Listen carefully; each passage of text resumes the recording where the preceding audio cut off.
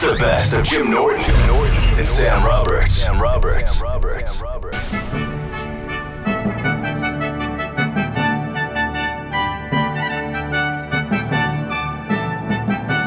Welcome back to Masterpiece Theater. I'm glad we're coming in with some class. Jim is on a toilet.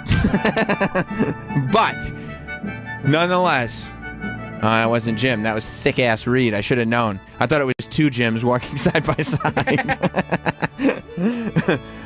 Nonetheless, we do have an esteemed novelist coming in. And I think we should bring him in. We shouldn't make him wait. Right. I think Jim will understand. You know, as I said, he is on the toilet bowl.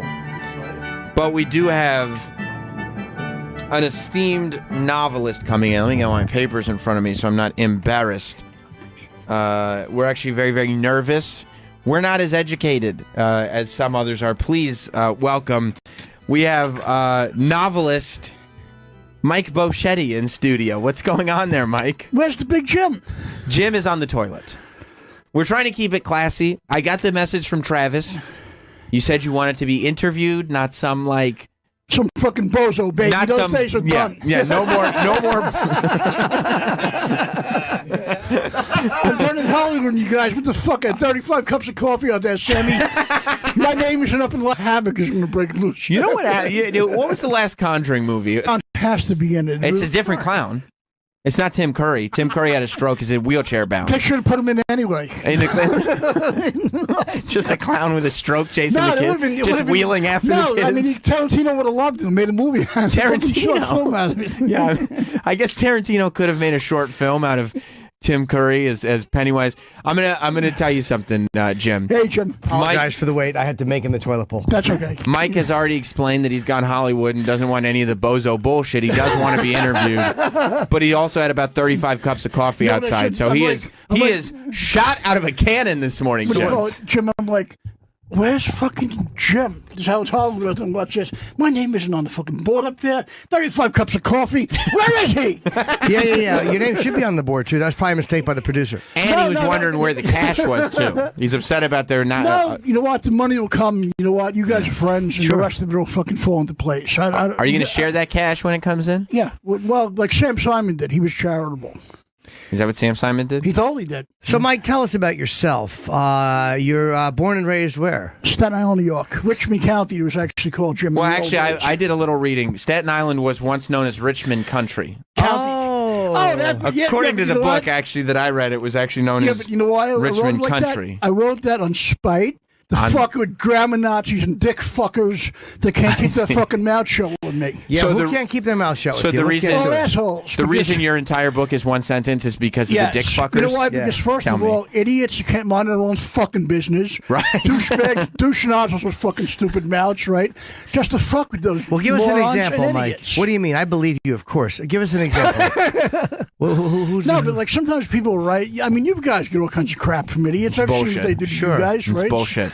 And you know what? Because the miserable fucking little things try to get under your thumb. They're dick fuckers. Under your thumbnail, They should fucking drop that on Haterade. They're drinking too much Haterade. They should OD on it. They should OD with their fucking tongue like this.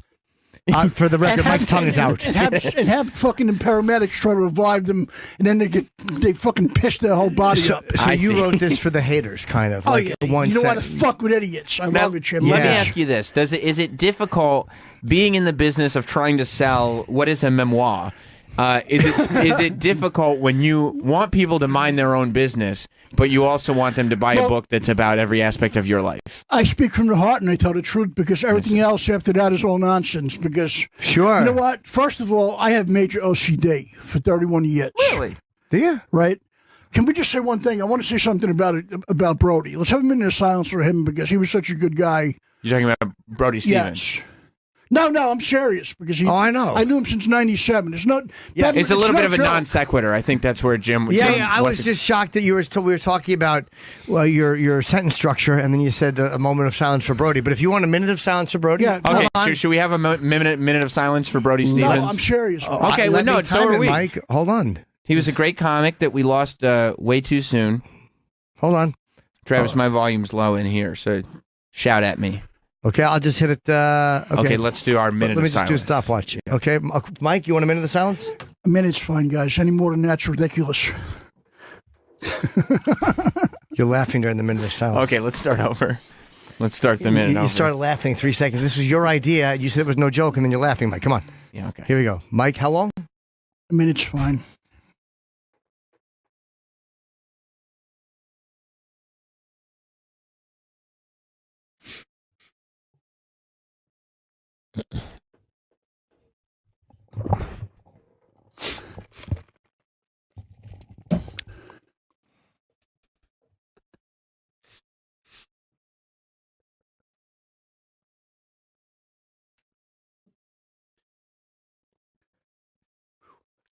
Thank you, Brody. Because number one, I'm sure Rodney's up there with you right now. We kind of How see long all the was that? cool guys. 34 seconds. No, that wasn't a minute, Mike. I thought You no, can't- you guys. we were trying to a do minute of silence. I'm timing it, We were trying to do a minute of silence. and you just talked through a minute of silence. That was very It was your disrespectful. idea. Okay, guys. That was a little disrespectful. We got Mike, 30. no? Let's do 30 more seconds so we can have Okay, a total do of the, a minute. we'll do the extra 30. Okay. Yeah, No, you- he you- should. All right. That's a little You disrespectful. talked it. Yeah, well, you insulted him a little bit. Mike, a little bit. You ready? Okay. 30 seconds.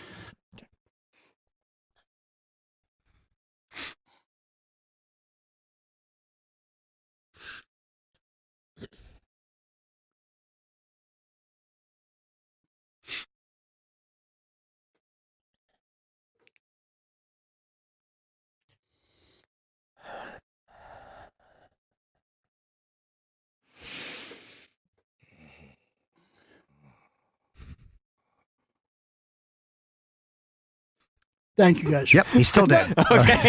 Is he still? Is he Still dead. Still dead. Okay, still good. No, to know. no, but Still dead. That was 2 sets of 30 seconds of No, silence. Yeah, we couldn't for get Brody. 1 minute. Mike broke it No, both but the thing times. is, Mike you- broke it. Go now.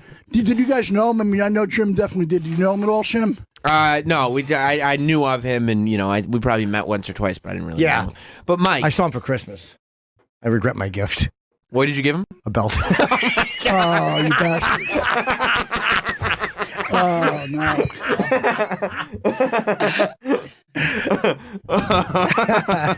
No, but guys, no, but seriously, mental illness is no fucking joke. I'm It's not- serious. Jim. Right?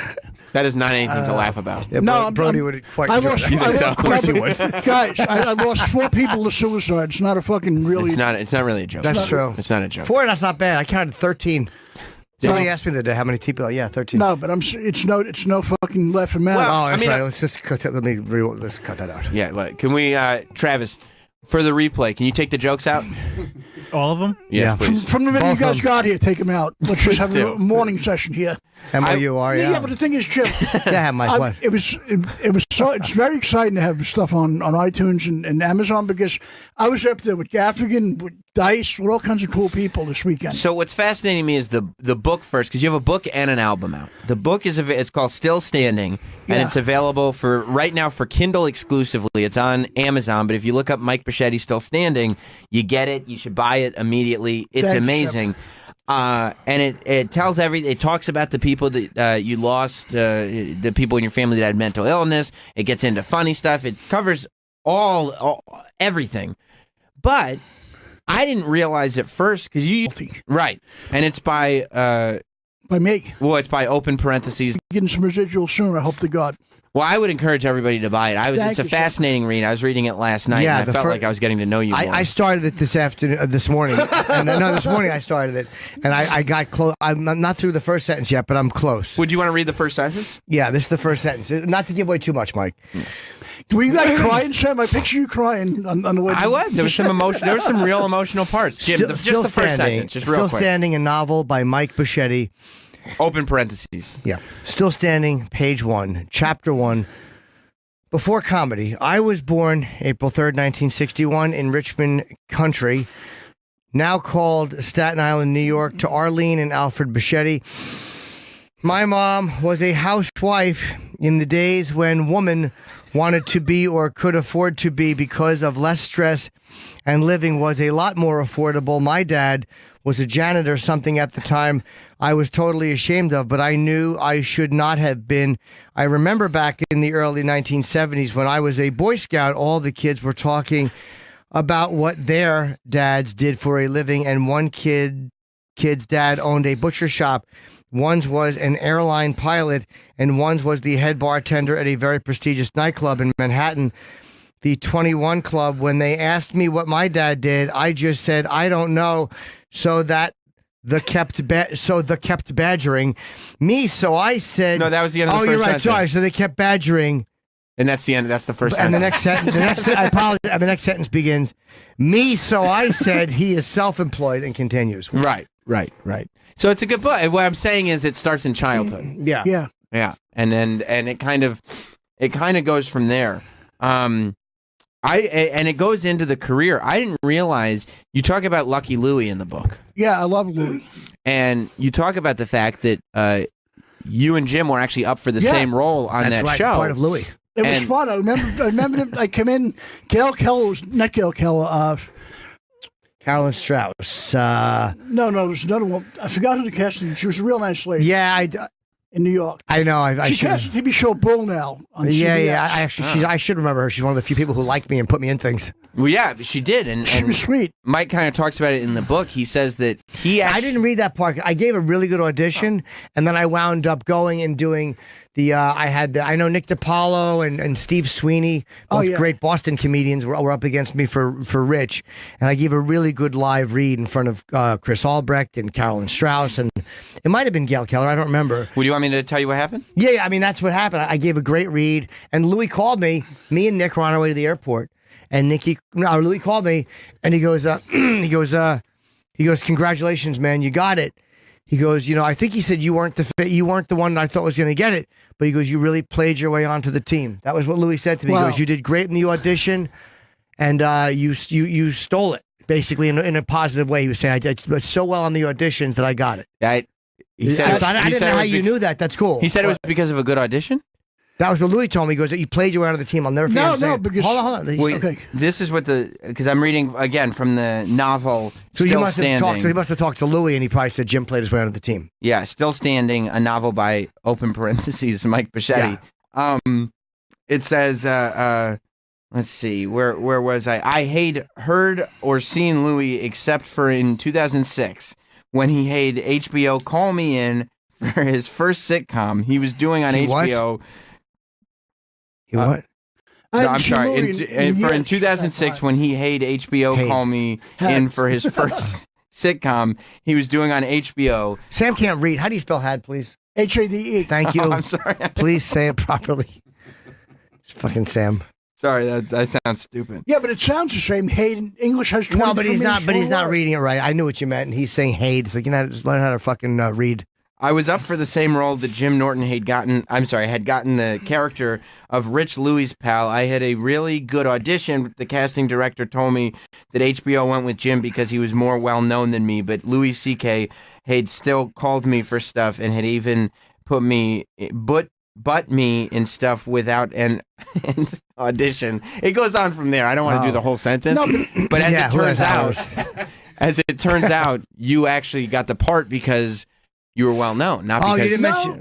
not because the audition was any good. No, I didn't. But Sam, you're a shit fucking star. You Because wrote that in the Did your book. editor do this? Did you write it the accurate way, and your editor changed this? I have no editor. What? Come on. This is a DIY project? I don't believe that. No, but the thing is, Jim. First of all, you did a great job on the show. Thank you. It was fun. I watched it all the time. Louis was good like that, though, because he called me for other stuff, and he always had people in his memory, you know what I mean? Because he always either put me in stuff or just had me audition. I don't mind audition. I like the audition, actually. Some people... And you love Louis, of course, but now you said there was guys, who are the haters? Like, what do you have a lot of anger, but you're not saying at who or what? You're just saying that... No, just not really comics, but there's a lot of people on the net that are Well, you said assholes. the business wasn't treating you well. Well, You have been saying that on Instagram a lot. You delete your videos all the time. Yeah. So Why? Mike Bocchetti has a great Instagram account where he kind of just pops off at the mouth and sometimes puts up video templates as well. But you end up deleting all of your posts. Why? I just get pissed off sometimes, but you know what? The thing is, after this weekend, right? Yeah. I mean, I was very lucky to be at number 5. I was number 5 on iTunes. That's so a hell of an weekend. accomplishment. I was up there with you. Wow. Jim, you were up there. So Jim was up there. I was up there with Gavigan. Dice is up there, right? That's huge. No, but the thing is, it was the whole weekend, and then I've been doing good on Amazon with it. But the thing is, Yeah. there's no rhyme or reason. It's a lot of things have to do with the fans, especially today. Well, what has the business been doing to you? We know the fans can be ornery, but what has the business been doing? Yeah, I saw on your Instagram and on your Facebook page too. You make videos about. I feel sometimes fucking certain people in this are fucking assholes still. Like, Huh? Like who? What do you mean? Not really comics. A lot of you know. You say a lot of times you say the comics. It depends who it is. Yeah. I mean, there are people I who? love in this. There are people I don't like in this. But Well, who's know. been treating you bad? You might as well say it. You got a book you're trying to promote. Well, I'll put point. it this way. There are certain people I know, like forever. I know everybody I know from our original time period. These are the people I come up with in comedy that I still love to this day. Yourself, Thank you. Jim Florentine, Don Jamieson. What do you call it? Sure. Don Jamieson. Yeah. Don Jim. What do you call it? Don Jim, Jamieson. What do you Don call Jim. Yes. So it's Don Jamieson, Don Jim. Jamieson, Yes, he lived in Jim, Corleone, Sicily. It's Don Jim. I see. Judah Freelander, Gaffigan, all these guys were around us. You know Sure. what I mean, right? Zach Galifianakis was a little bit later than us. Yeah. I see. He certainly shot past us, didn't he, Mike? No, but there's no, Jim, but sometimes there's no rhyme or reason in this thing. Sure. That's a good point. You don't think it's but- talent based? I think I would say, Not so much. no, it's being good and when I first started, when I first met Jim in the early 90s, right? In those days, like, I remember going, like, if you went down to Boston and did a spot, and if you killed in those days, comics were like fucking housewives. They're like, hey, man, did you hear about? A lot of gossip. Next thing you know, somebody like Dave Becky would sign you, or you'd go to festivals, and everybody would be all over you in those days, right? Now, if you kill at the comic strip 11:30 at night, it don't mean jack anymore. Is that right, Jim? Do you find that to be true? I absolutely. I wouldn't know. I've never killed in the comic strip. It's always been a tough room for me. I see. But I think I know you think what you're saying. Am I right or wrong, Jim? You're right. But I'm saying, so how has it been bad? You're not saying, what do you mean? Like, because on Instagram you said a lot of the comics haven't been treating you right. I mean, what's You act going like on? there might be some betrayal. No, I just don't trust too many people in this. Why? We're not in a nice thing here when you think about it in the long run. It's not show friends, is it? No. Show business. Sure. No, because if you guys, let me tell you something. If Hold on you now. guys had a #1 movie right now, both of you guys Yeah. put together a buddy film and you're #1, We you killed guys- ourselves. you We would guys- do that. You guys would be the most hated guys in America behind closed doors in the comic community. Why would you say that? They're assholes. I know what I'm dealing with in this. How, So, how have do they you been think that- assholes to you? I mean, how have they been assholes to you? Do you think people are upset at your success? Some people are, some people aren't, but I really don't see. care. What part of your success bugs them? What do you think is getting people to kind of pushing their buttons? No, but the thing is that, Jim, it's like walking into the front in the movie Mr. Saturday Night with Billy Crystal. Sure. I just don't want to turn into that guy. You know what I mean? Oh, buddy. He's such an asshole. You think about it, right? Yeah, but what do you mean? What do you think they're like? What success do you like? What is it like? What part of your career are they getting mad at, and when did you start noticing it? I don't think they're mad. I just think that, like, certain people just, and not envious, but it's hard to explain. I mean, No, but you have Seems to. like it. Jim, Yeah. I mean, you know, I said this a million times in the show to you guys. The best way to explain this business is being in the Ides of March and we're all Roman senators. Okay, well that's You just don't want to wind up Julius Caesar at the end of the day. well. Then that's the great question of The all. Ides of March. I don't know what that is. Not only in this business. Beware the Ides of March. Yeah, but guys, it's not only in this. But who's It's not betraying only, you? No, listen to me, right? It's not only in stand-up. Tell me. It's in acting. It's in broadcast. It's in singing. It's in dancing. So you're saying there'll be it's a in betrayal, writing, like, it's by- like in- it's the whole the Ides of betraying March, you? like Jeff Anthony No, and Cleopatra. No, Perfect. no, guys. Music. The whole business. Is that It's so. J.E.? G-E-O-F-F. Oh, It's about the dollars at the end of the day. and you're trying to make those dollars. Make them and keep them. I see. No, but I'm serious. MC Hammer's a good example of someone who made them and fucking went Sure. berserker with them. Right. Robert Kraft made a lot of money and got to keep it. Oh, Rob before I call him Rob the intern. I'm sorry, he's a producer now. He moved up the line. That's He's a different. good guy. That's a different Robert. I love Rob the him, right? Flop. Is No, that guy. You better watch it with him because you know what? He's going to be a success and bury people one day in this. with if what? they're His webbed assholes. feet? Thanks, Mike. I Why do you appreciate think it. people that are successful bury people? Not a lot of people like you know what? There are people I met over the years who like were nice and quiet. Let me sit ask back, you this, and they were Mike. cool. Do you worry Then at- they got a little power and they became fucking assholes. Do you worry at all that you're going to go out there and say, I'd like to be successful. In order to be successful, I'd like successful people to help me. And then they'll listen to you just trash successful people and go, this guy's a negative guy. I don't want to help him. You know what? Success comes in all different forms in this, Sam. There's different levels of it. I see. No, I'm serious, because here's how it starts. Open mic is one of their spots. Yes, right? they do. The spot people want to get paid spots, right? Yeah. The paid people want to get late night. The late night people want fucking sitcoms. The guys that are on sitcoms want fucking major movie. It's never. But why don't they just go out and write their own books, record their own albums? Some of them do. Take destiny into their own hands. Some of them do, and some of them don't. But you can't sit on your ass in this. That's why I've been trying to do as much as I can. And the thing that is, makes sense. And it pisses people off. Yeah, you know what? Some people, Jim, you got both of you guys have done a lot of stuff yourselves, and the bottom line is, but you put yourself. Yes, you do. No, I'm serious. I know. I mean, you produced stuff on HBO. You did a lot of great stuff. I mean, they gave me the special, but yeah, you produced it. No. No. Listen to me. But you also put yourself out there. You, like I said, are fucking workaholic. There's certain guys in this that are still workaholics, like yourself. Gaffigan, and Judah guys are still doing spots beyond spots. You know what I mean? And the thing is, but now, you know what a spot is in the city? To me, you're working on new stuff and ready to go places with it. I'm serious. It's not the same. How long did it take you to write this book? You did not use a ghostwriter for this? No. You know what? It took me months. And you know what? I want to make it into an audio book because I love acting. Well, audio's cooler than... Audio's easier, too.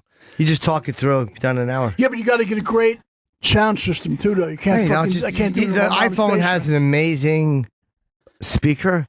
Oh no, you do? Really? I'm going to the studio. Yes. Oh, really? Why? It costs you money. You just use the iPhone. Yeah, but you got to use it with a port. You buy a little. It's a plug-in speaker, but it's actually I use it for VO auditions. Yeah, it works perfectly. Yeah, but Jim, getting back to what I was saying about you, right? The bottom line is, when you started this, right? I met Jim, guys, back in January of 1991 at a comedy club. It's now defunct. Which one? Like that word. Grandpa's on Staten Oh, Island. yeah. Right? It was still in business? Room. No, it closed like back in 97. Oh, no. No, I didn't close in 97, did it? Yeah. Did Grandpa's close 20 years ago? Wow.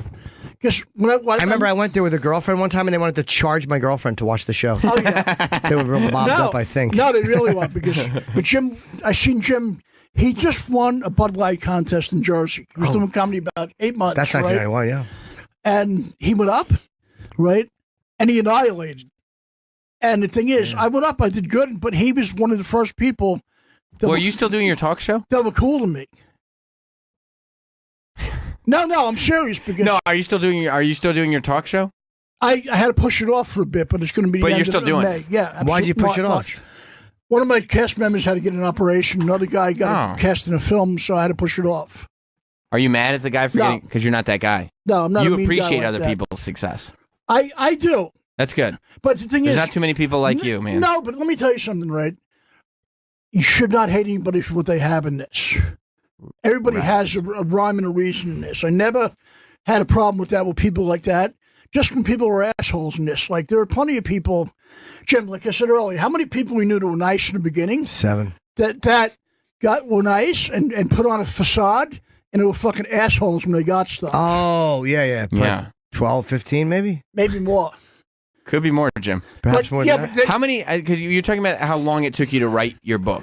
How many? A couple months. You started at 8 o'clock. What time I did you? started at 8 o'clock in the morning, got done by 2 in the afternoon, I think. How many? Oh, now. How many pages is it? Because I saw that the page it does have page numbers, but they're kind of listed sporadically in the book. Well, they're not actually denoted on any specific probably it was page. like 118 it came in around. Wow. On my own thing, but you know what?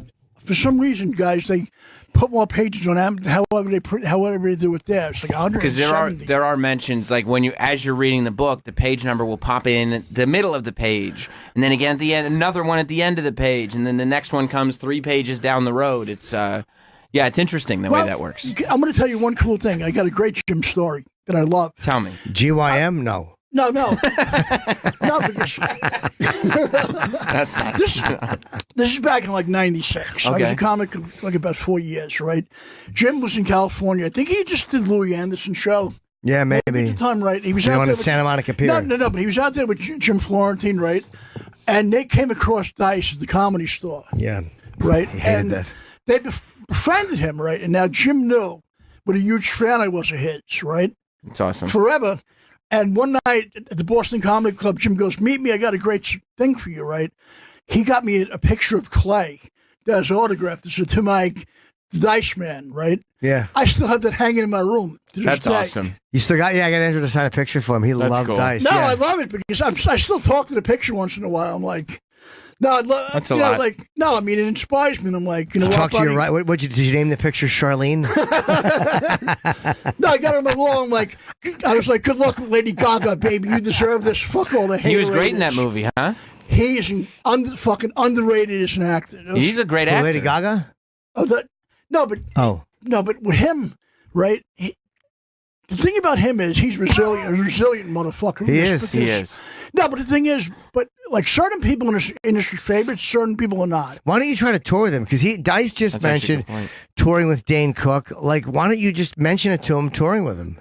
I don't like to ask him for stuff. You're not. You're saying, like, obviously Dice would headline, but why don't you say, let's tour together? If You don't anything, say, you're hey, providing a Well, service I to did- him. Actually, You I don't did- say, hey, could I open for you? You go on Instagram and you go, hey, let's tour together. Well, I did pitch something to him via Instagram. You know what I said? What? I said, have you ever thought about, doing a thing like Rodney did years ago on HBO and showcasing a bunch of comics that are unique and different like you are and everybody else was under your banner, and you know what I mean, and you would host it. He said he did something like that a couple of years ago. He answered you, huh? I think you should suggest touring. Oh, yeah, he did do that a few years ago. You're right. You should suggest touring. I'd love to. I think he'd be open to it. Are you right? on Instagram?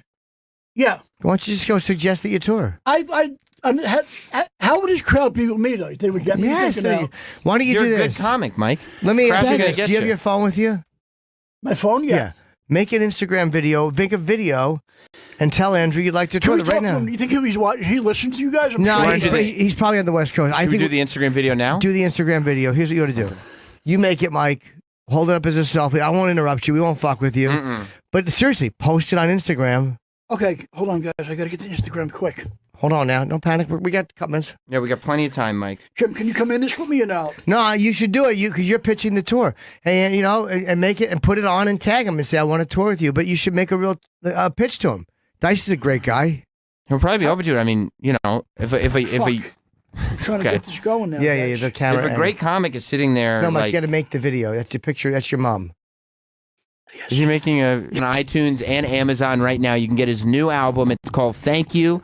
It's a great comedy album. Keep him up there on the charts. We love seeing Mike succeed. The album's called Thank You. The book is called Still Standing. If you go on Amazon and you look up Mike Bocchetti Still Standing, you can download it on ebook. And it's about the goddamn funniest thing you could read. You will I'm serious. I'm going to buy this book and give it as gifts to people. It's amazing. It's hilarious. How do I and put- it Thank you, sir. delivers on every Bocchetti level. You Like, you it's hold amazing. that button down while you're talking. You'll see a red line going around it, and you have a minute. So when you see the red line, make a practice one. See, right now it's recording. Hey, Andrew. No, Mike. Now you stopped recording and you're talking Fuck. into thin air. Here's what you got to do. Cancel that one here. Cancel that one. What you do is when you talk, make sure your finger is on that button, and when you take your finger off the button, you're done. Okay. Okay, go. Hey, Dice, it's me, Mike Bocchetti. I'm live right now with Jim Norton and Sam on this show. I heard you want to tour with Dane Cook. Please let me join the tour with you guys because I know I'm worthy of it. I've been a huge fan of you forever, and I know I'd rock the house like you did. You've been a great I've been a great fan of yours forever, and I love you, Dice. And you've been a good. You're an inspiration. Bring me with Cook, and I'll rock. And I promise you. And I love you, Dice. You're a king. We're talking about you on the show right now. You'll rule, baby. Fuck all the haterators. Yeah. Good. Now, That's actually good. post that in your stories, and you Yeah. should tag Dice. How do I'll put that down there. Let's see. You tag Dice for him? Oh yeah, it's all three are going to get posted. We could Yeah. post. And you're going to tag... How about a message? You got to tag Dice in it, right? Yeah. Okay. He's I going to would tag go Dice. bananas, guys, because I would be crying in the fucking locker room the first night of it because I love him that much. I'm a What are huge you more fan. proud of, the album or the book? It's hard to tell, Sam. It is, right? I mean, you got to be I feeling. like to write. You got to be feeling good. You have to have a certain sense of accomplishment that independently. That's a lot of content to have out. On a serious note, to actually have gotten the book done, and then to also be putting out an album. Like, that's a lot of content to be out After there. having That's a heart attack huge, 2 years ago, I didn't even give a shit. That's a huge accomplishment. It is. Does that feel good? Yeah. Yeah, it should. I just got it. You know what it is, Jim? Sam, I want more and more. It's kind of bad to be greedy, though. Am I right or wrong? Now, is You this should- fair to write a message to Andrew Dice Clay, my idol? That's fair. Is that okay? I think that's good. Yeah. Okay. I love because, guys, when he came on Artie's show, I fucking cried after we said to me. What did he say? He came on, Mhm. and I met him probably I met him the first time through Jim Florentine and Don Jamieson, our good friend. Is that good? Matt. Perfect. Now you hit. Hold on. Next, You can put that on your stories. I'm trying to help. And it's Mike Bocchetti on Instagram. And as I said, the album is called Thank You. It's available store, on let it go for a iTunes second. and Amazon. And the book is called Still Standing, a novel by open parentheses Mike Bocchetti, and that's available as an Amazon ebook. Yeah. Thank you, Sam. Yeah, of course. Good job. The thing is, with him, I would be crying in the fucking men's room. I love him that much. To You're work crying with. in the men's room? You know why? Because it's like two people I wanted to meet in this more than anybody. It was him and Henry Winkler, the ultimate. It's the Fonz. You know, next time we have the Fonz in, we should probably bring in Mike You like to the meet him. Fonz? We know him. I would cry on his fucking shoulder. You know what I All tell right, him? we're bringing a in great Mike selling next time. point. No, Next time. You guys- got to tell him what he means You to know you. what I tell What him? would you say to him right now? What does he mean to you? You've made a fat kid's life that was bullied on Staten Island so much better because you gave me the balls to stand at the bullies who picked on me. So what did you That's do? Would you actually like hit the fucking men's room door of the jukebox? No, I just stood up to them because he was. Pretend he- Henry, because Henry Winkler, we know Henry. So say what you'd like to say to him as the Fonz. I would call Mr. Winkler. I wouldn't. dare call Whatever him you wanna Henry say, yeah. because Mr. Winkler, number one, you are a great man that helped save my childhood. When I was like 13 years old when Happy Days came on, I was a fat bullied kid from Staten Island who got picked on and humiliated by people, right? But you gave me the guts to stand up to bullies. And, Hold on a and- second, and- Mike. This is not satisfactory. Let me. I'm going to put this up, and we're going to try to get this to Henry Winkler. That's actually really This is- smart, Jim. This is good stuff. Thank you, guys. We'll tag Henry Winkler on it. Hold on. I would cry if I Just fucking met the Fonz. don't cry. Well, you can. I'm sure he'd appreciate that. All right. When I do the point in the finger, you're now talking to Henry Winkler. Mr. Winkler, I've been a huge fan of yours since 1974 when you were the Fonz on TV. You helped save my childhood because I was a fat kid that was picked on my whole life. And you gave me the guts to stand up to bullies and not take any nonsense from them without violence and just stand up to them. And you know what? They back down thanks to you. Hey! I love you, Mr. Winkler. And thank God for Adam Sandler for bringing you back to life and The Water Boy. Yes! Hey! Henry! Oh, I'm sorry, Mr. Winkler. I shouldn't call you. I don't know you that well. Hey, baby, the Fonz is back.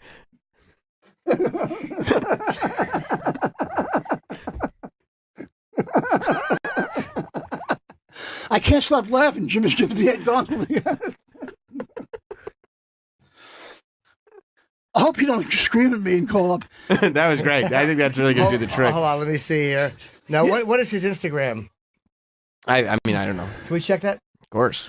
Yeah, but the thing is he going to pick? I don't think he'd be mad at me. Why would he be mad? That's a really sweet gesture. You know, He's he made a fucking- positive impact on your life. No, he totally did. He totally did because.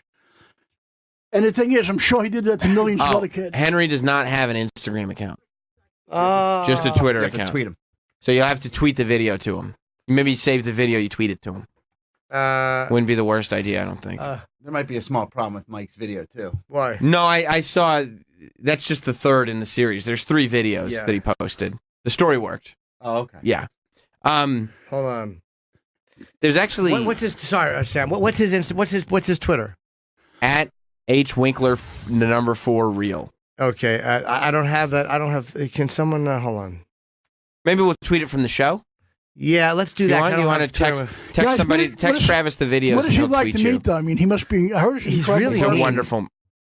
He's mean? He's a wonderful prick. Yeah, he's a wonderful prick. What should I say? A message to the great Henry Winkler from.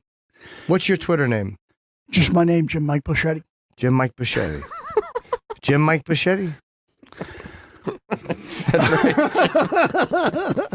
Jim, Mike, hold on, Mike. You think Clay where will are be you? mad at us though? No, probably Wait, not, Mike, right? No. Well, while Jim's tweeting that out, you know how back in the day, when an artist would put out an album, Sure. there would be bonus tracks. Word 'em up. So after the last track on the album, there would be several seconds, sometimes minutes of dead air, and then all of a sudden there'd be an extra song. Remember that, Mike? Can Yes. someone tweet this? Yeah, just text it to. You can text it to Travis Text or me or whatever. I just put it on my Instagram stories. Thank you, Joe. Okay, so somebody, you can't pull it off I Instagram can't pull off stories. your Instagram story. How do I text it? Just download the video and text it. We could do it after the show. Oh, sorry. Okay, I didn't download the videos. We do it right after the show. Guys, it's no you don't know problem. what's going to happen in this. Clay can call me up and go, "You're But- on your way to Hollywood, baby." I think that that very well could happen. But the reason I brought up the bonus tracks on these albums is because Mike, and I don't want to spoil it for people who haven't gotten the book yet, but I'm going to spoil it. You've got to read the book all the way through because at the end, and I don't even know if you know this, Jim. Yeah. At the end of the book, there's actually 3 empty pages, and then there's a movie scene at the end of the book. Oh no, really? I didn't put it on purpose. I don't know what the fuck.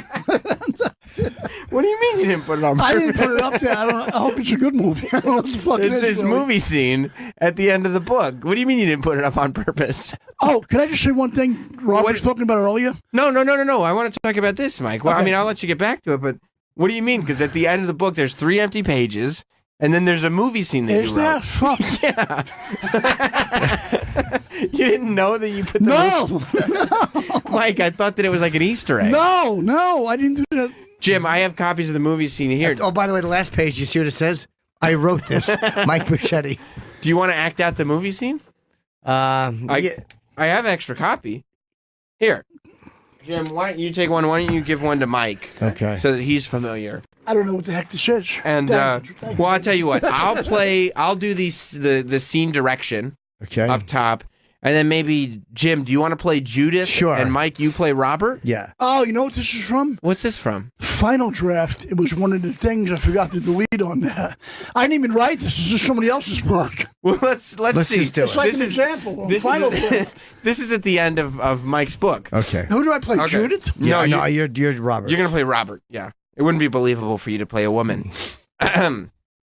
Scene 1.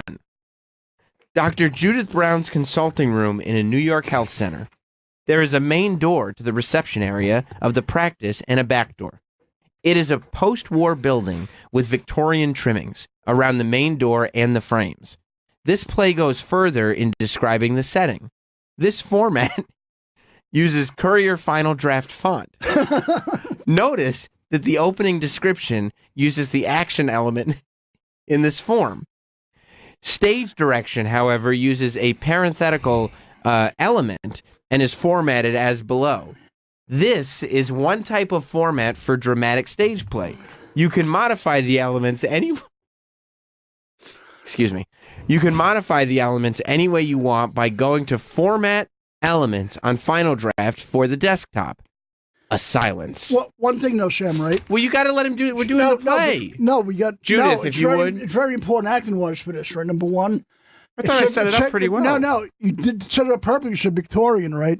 But was it from Victorian time or now? Let's just make you feel real. It doesn't matter. You wrote it, Mike. No, It's in no, your I didn't book. write it. It's from Final Draft. No, but the thing is, I don't know if it's from Victorian Okay, era Judith, or now. if you would, Judith. I have something to tell you. But I love you. Robert takes a breath to speak, but Judith stops him. Judith, Oh, what you must think. come on now. It's true. I can't help it. I know you should never become involved with a patient. Judith, I love you too. She looks at him, her mouth open a little. For a moment, she is lost. A silence. Then she allows Robert to help her back into the chair. She smooths her clothes down. Robert returns to his chair. I can't believe it. It's true. That lost look is on Judith's face again. Robert speaks very gently. You heard? Oh, I'm sorry, Robert, this is your line. You heard what you wanted to hear. A pause, And then Judith, Robert bludgeons her with a rock. that's it. Fade to black. So this is actually the end of Sam, my book. you were a great narrator, but the thing I asked you that was My name's because Sam. I wasn't sure it was current day. When you said Victorian, We know, Mike. it could have been 1860. Mike, It could you're have been falling now. apart. It's Mike, okay. this is the I'm end sorry. of this is at the end of your book. Yeah, you're collapsing. Yeah, but I didn't write that part of it. Why is it in Yeah, your book? that's then? normal at the end of a book to put a piece of play you didn't write. No, you know what? I have 3 lines from a mammoth play at the end of mine. Yeah, but I blame. What do you blame? That's Amazon's Drinking fault, while because the thing is, they let nobody proofreads at Amazon. right. Yeah, it's their job. Well, I mean, At Kindle, I mean, they should have. you could Kendall or Amazon should have proofread it. You're you right. could probably proofread it. No, but they should have. You know what? Because who's to stop somebody from writing all kinds of psycho shit and putting it up there? Clearly nobody. They don't care. Right? No, that's obvious. No, if you want to get an example of Amazon's policy, look. Here's the thing about Amazon, and I think it's a good thing. Sure. Is that Amazon allows the creator to express themselves. There's no middleman, right? No, You can get on there and you can just get your shit out there.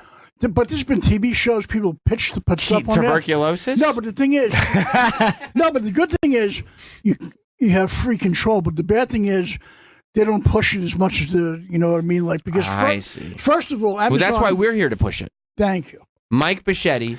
The novel is called Still Standing, and it is, for me, it is the quintessential Bocchetti. I love you, Mike. Sam. You know I love you, and I've been a fan of yours forever. Thank you, Sam. Jim has been. I know Jim since. I'm the sending beginning this of stuff to time. Troy, by the way, as we speak. Good.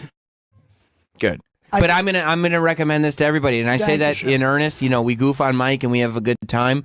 But if you get a kick out of Mike Bocchetti, get on Amazon, look up "Still Standing" by Mike Bocchetti, and it is everything you could imagine. I'm serious. I was reading it last night. I couldn't put it down. You were like, holy shit, he's deep. Yeah. He is deep. I was reading about your dad not wanting you to do anything in the creative arts. I was reading about your aunt who you would go to her house. I read about it all. Thank you, Sam. I intended to only read a couple sentences. I made it 150 pages in. Whoa. And I only read a couple sentences. So, it was actually quite an achievement on all levels. Guys, job. if I get some cash soon, we're gonna make a buddy. We got to do something to package. Yeah. I can't wait. I think this is it. Of course, the album is called Thank You. And Thank that's you. also available now. I think you can also hear tracks from that on Raw Dog, right? Yeah, but I was up there thanks to you guys because Jim, I was up there alongside of your work. Oh, good. But Gaffigan, Clay, Sandler was up there. I was like, whoa. You mean man, in the this is top 10 incredible. rankings? Yes. Well, let's get him back up there. Thank you. Thank you, The Mike. album. Thank you guys. It was fun, man. Very, Amazon very great. or iTunes. You're not an iTunes person? Go on Amazon. Get Mike Bochetti's album. Roland. I just Okay. Did you just see Roland? You got excited? yes, because I haven't seen Roland in forever, man. I'm so sorry. I just screamed his name out randomly. You want to give him a hug? Yes. Okay. Could you have Roland come in and grab a hug from Mike? He's coming. I'm Okay. sorry. I haven't seen him in forever. Squirrel. Plugging his stuff. Roland. Let's see. Roland's coming in. Is he? We got to get some chicks. Me and Roland. We got to get some whore. There he is.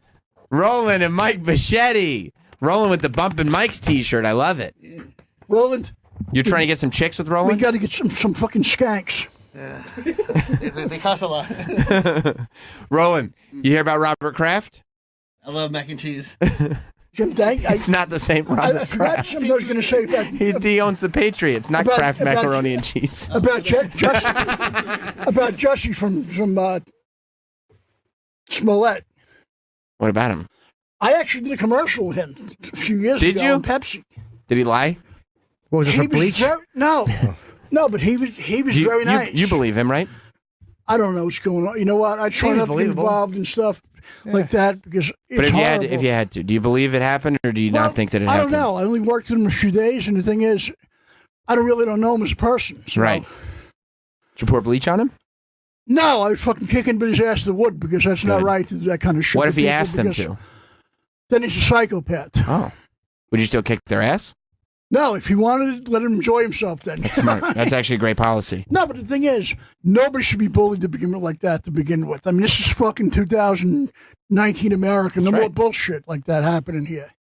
Oh, it's pure chaos.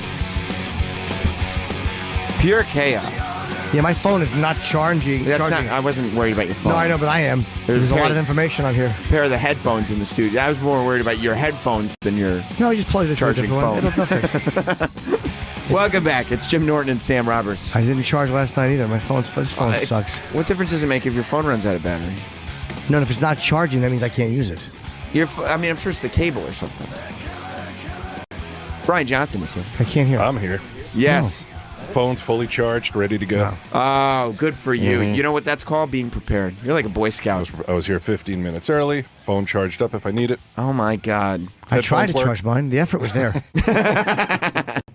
Well, welcome. Of course, we know Bryan Johnson from Tell Him Steve Dave, tellhimstevedave.com. Yes. And we were talking about this right before you came in. You're promoting the Stern Pinball Pro Circuit Championship Saturday, March 9th at 5 p.m. in Chicago. Are you a professional pinball man? I am not. I know I look like one, but I am not a professional pinball guy. I know a dude who can't, he's deaf, dumb, and blind, and he's really good at pinball.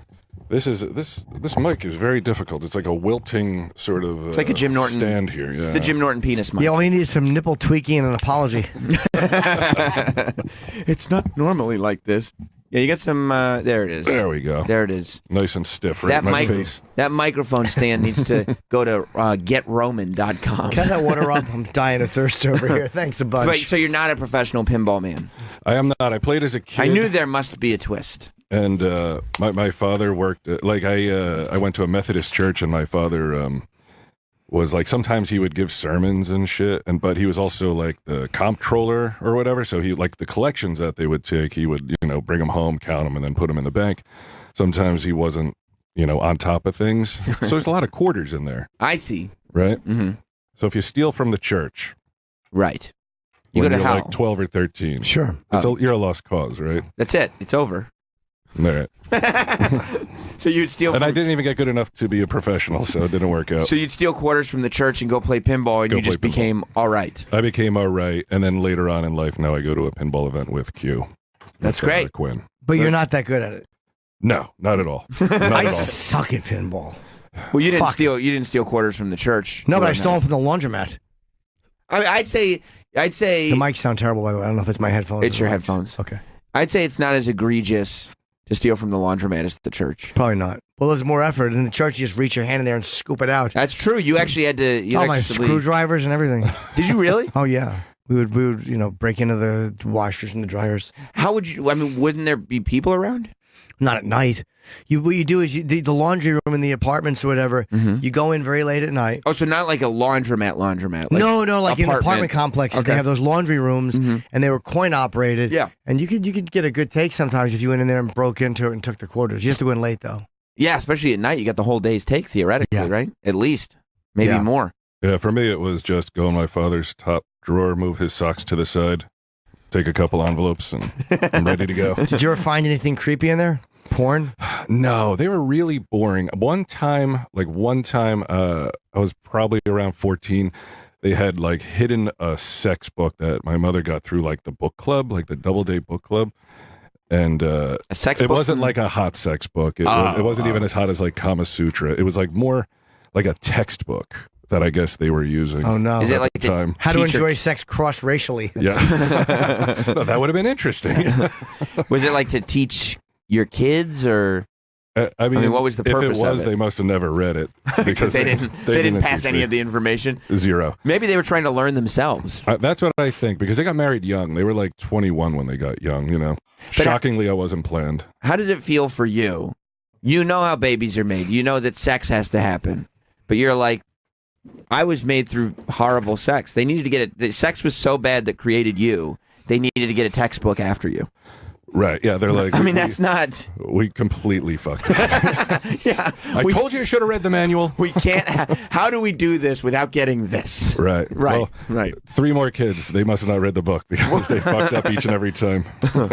Oh, that's hilarious. Do you think they eventually change their sexual habits? I don't know. Like, if anything else, like if I'm going to go by anything else in their lives, I would say no, because they've been pretty sort of like flatlined with everything. Sure. They don't seem to grow or devolve. Everything is pretty much the same with them. So from the time you were born, they had figured their shit out, and they said, "This is where we're at for life." Yeah, kind of. Well, Yeah, you know, kind of. there is a freedom in that. We're not here to explore new things. We're not going to try anything.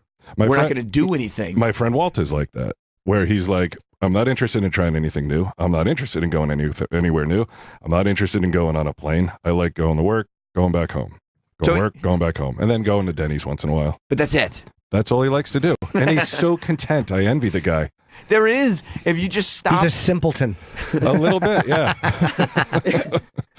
If you just stop looking outward and just go, look, whatever's directly in front of me, it'll just be enough. It's good enough. Right. Yeah.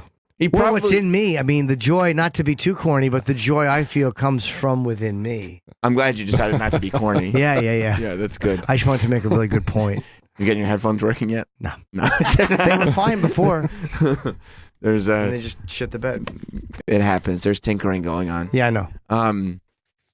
But yeah, I mean, I think that there's a certain degree of lying to yourself that you have to do to be satisfied, because clearly there are good things outside of work in Denny's.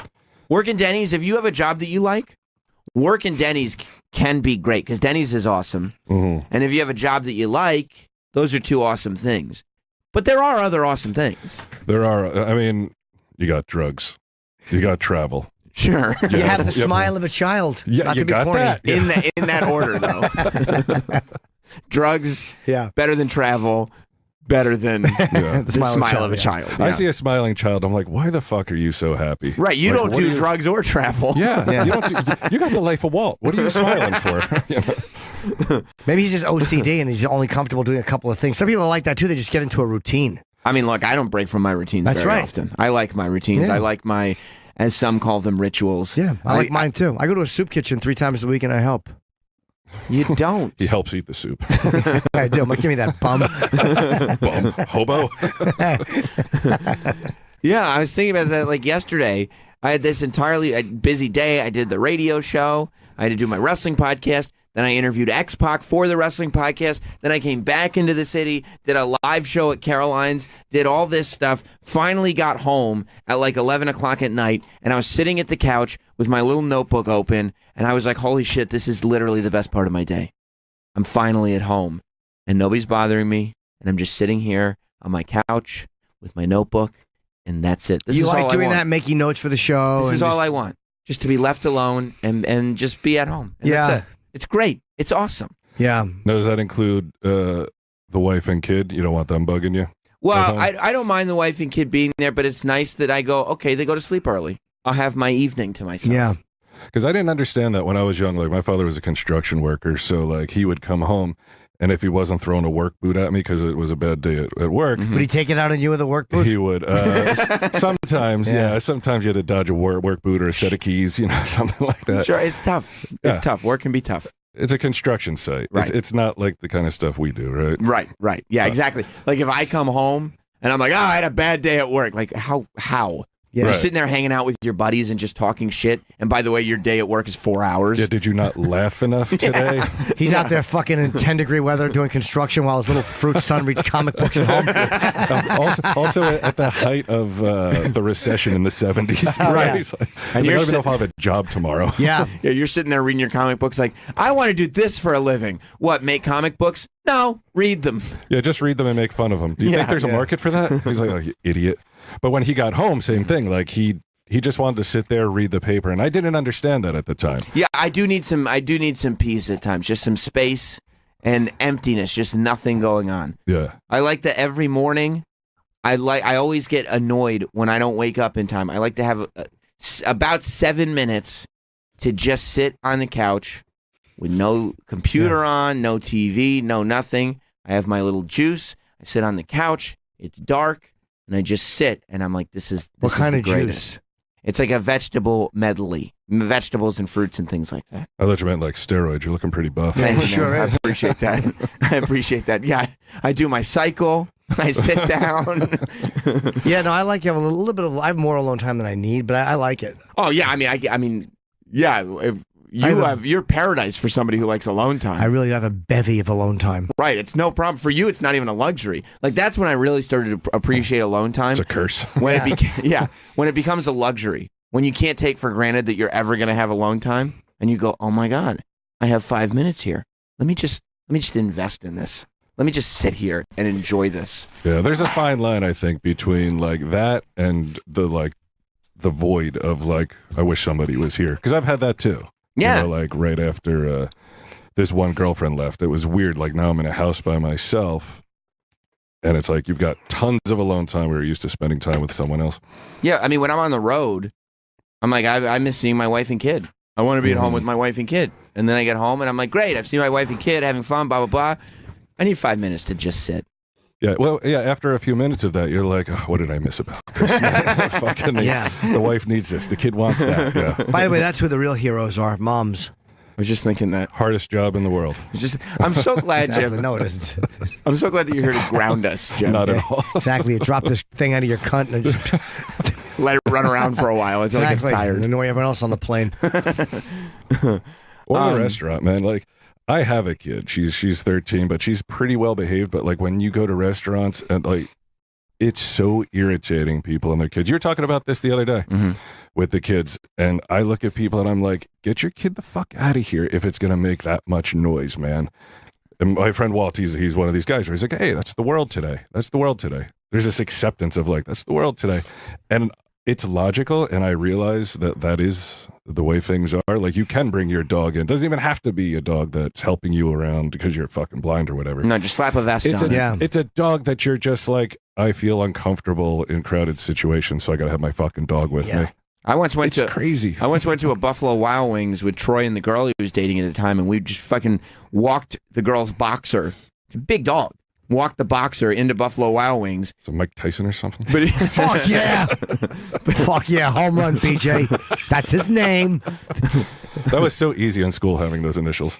Loved BJ? it. Oh, loved it. Yeah, yeah, couldn't have been. Like you guys were talking about. about earlier too, the Big Johnson stuff. Like that was when I, like right around that time, it's like, oh, Johnson means dick. All right, this is my life. This will take some of the heat off the BJ initials. The initials are rough. My friend Frank Nancy really had it rough.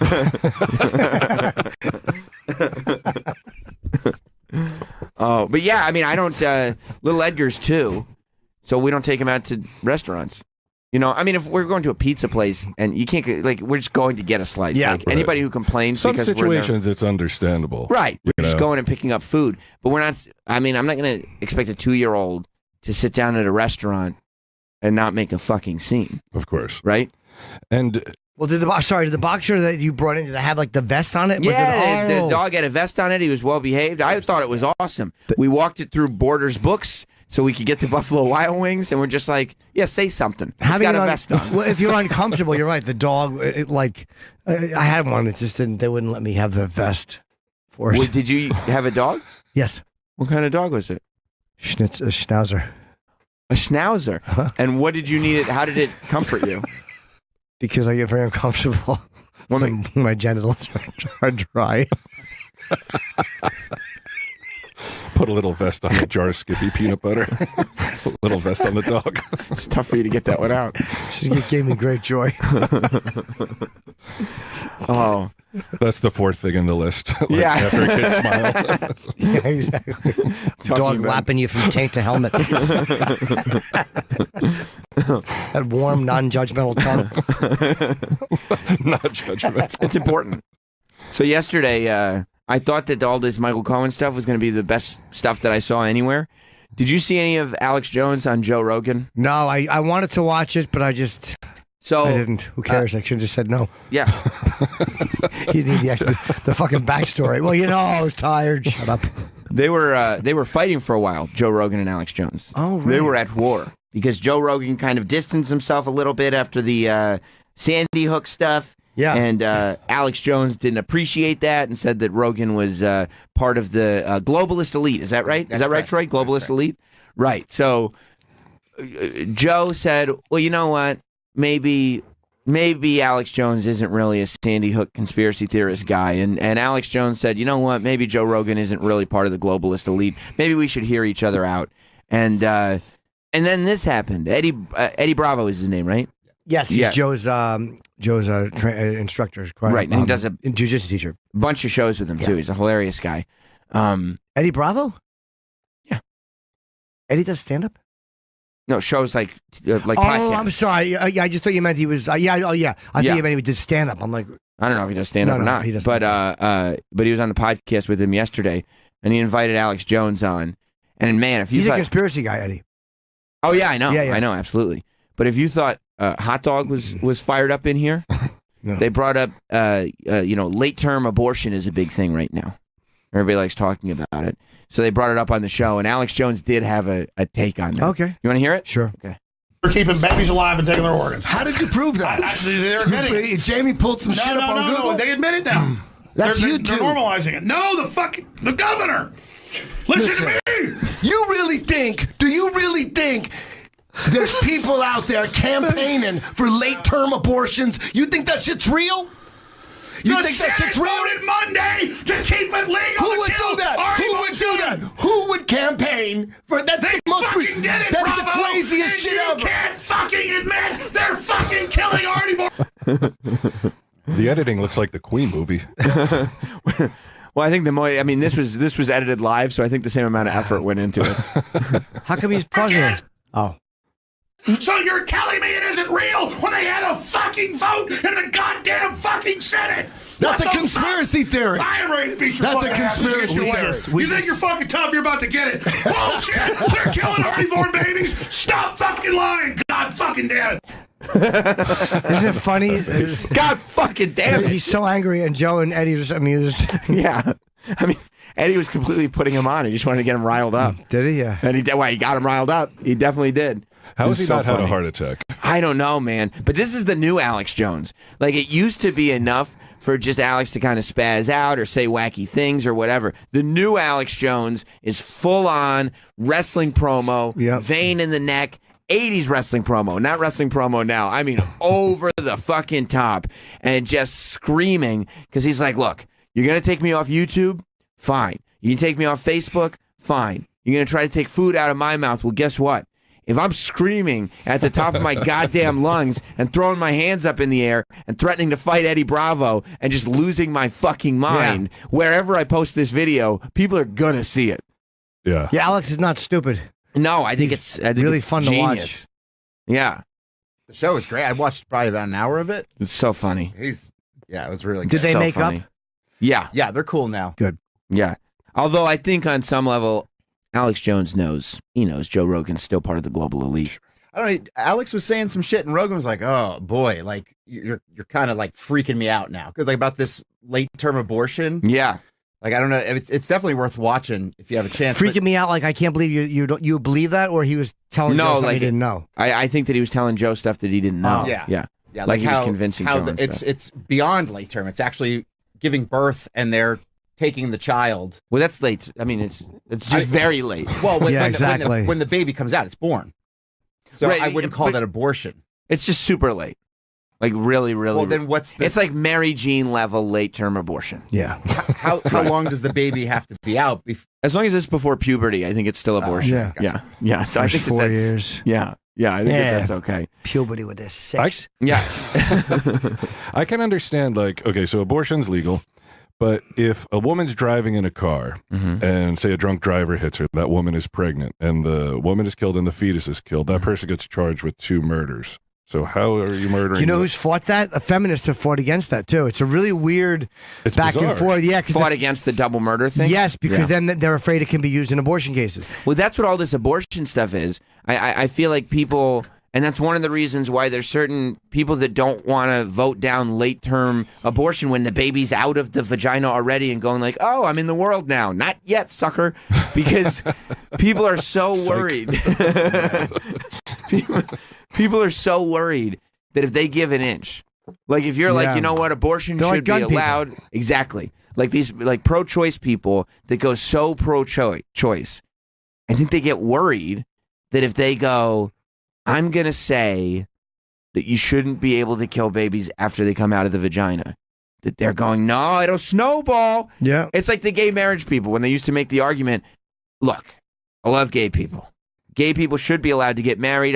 They should be allowed to love each other, blah, blah, blah. But if we let a man marry another man, it's only a matter of time before we're all marrying bears and dogs and kittens. And you're like, I don't think... Schnauzers. Yeah. Well, in Jim's case, yes. But the slippery slope argument, it never really holds up. But I think that people get so afraid of it that it defies logic sometimes. Yeah. Well, with the gun thing, it's like, okay, so there's 15 rounds in a mag. We're going to knock it down to 12. Now we're going to knock it down to 10. Now we're going to knock it down to 8. So eventually people are. It's like, okay, so we can have one in the chamber. That's it. Right. What so if I miss? Which you're probably going to miss. One in the chamber. Is that a euphemism?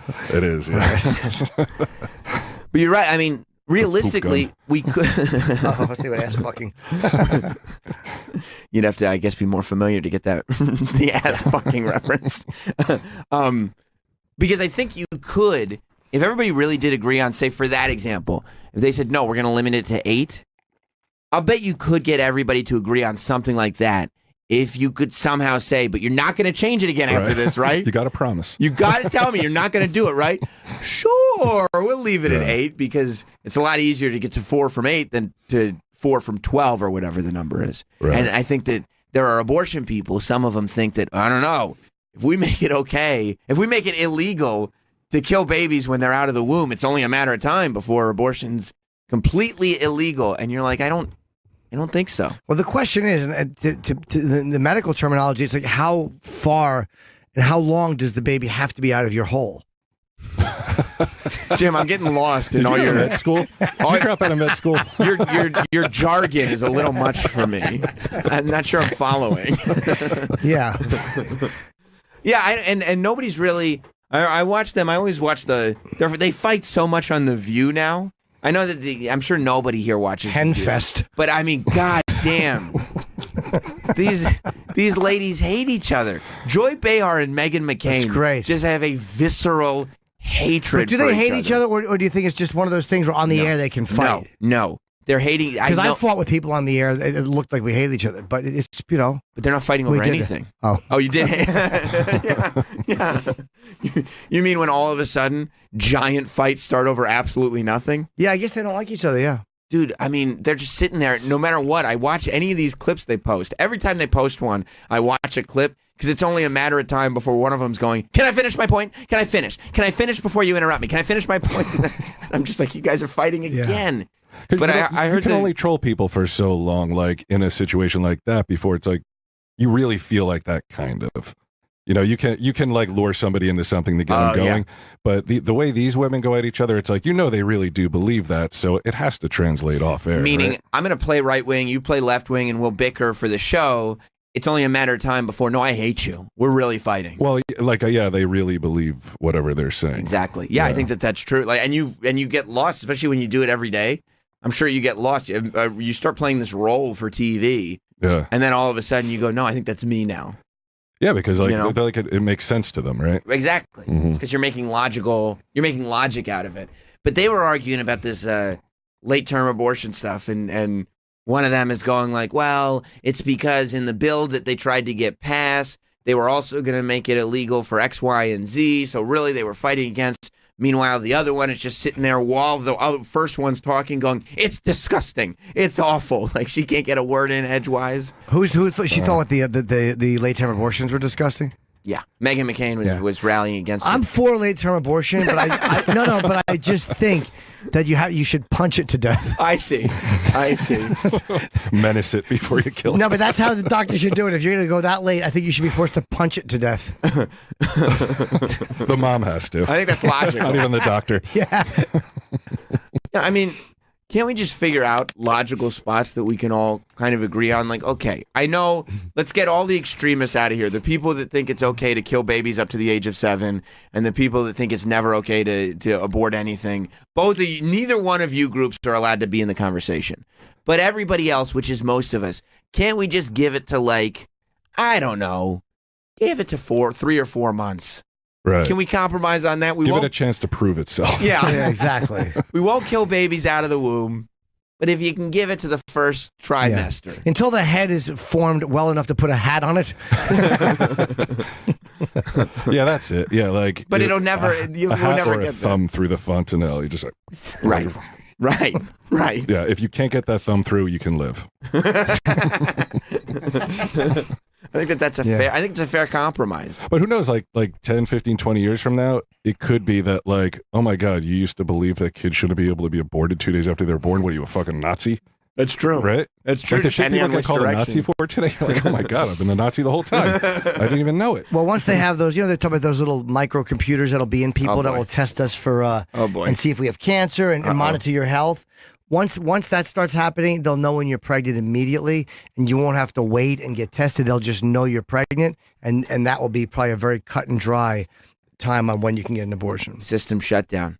That would Yeah, be and that's great, the other actually. thing. Like if you had an app, right, where you could track other people's health. Like I could track my girlfriend's health, and it's like a notification comes up that she's pregnant. I just throw all her shit out in the yard. Absolutely. Change the locks. Especially since you haven't seen her in 6 months. That's right. Right whore on her car. Just go full on asshole. Yeah, you know what's going to happen, though. They're going to have that technology, and it's going to be free because you do it through Amazon, and we promise we won't use any of your inside your body personal data. Okay, I'll do that. Alexa, do I have cancer? Yes, you have. Yeah, it's gonna be bad. That'll be the downfall. We'll all think it's like, oh, finally, we're gonna eliminate disease. I mean, we'll probably have 20 years left of society after that. It'll be over at that point. You're still a pretty young guy. Would you, like, if you could snap your fingers, go back to like 1983, 1984? Would I do it? Yeah. You bet I would. You just I reject would- all this technology and shit. Oh, no. I mean, I would live further into, I love the technology. I mean, I would buy Apple stock and might not not use even my charge dick your so phone. much. How could you love it? It's amazing. It's a pain in the ass. It can be, but I love the idea of being able to communicate on the cell phone. I love it. I mean, again, there's downsides to it, but it's amazing, the instant communication. Yeah, social media is irritating, but I love the technology. You want me to clarify this for you, Bryan Johnson? Sure. Jim Norton doesn't want to go back to a time when he couldn't dirty text.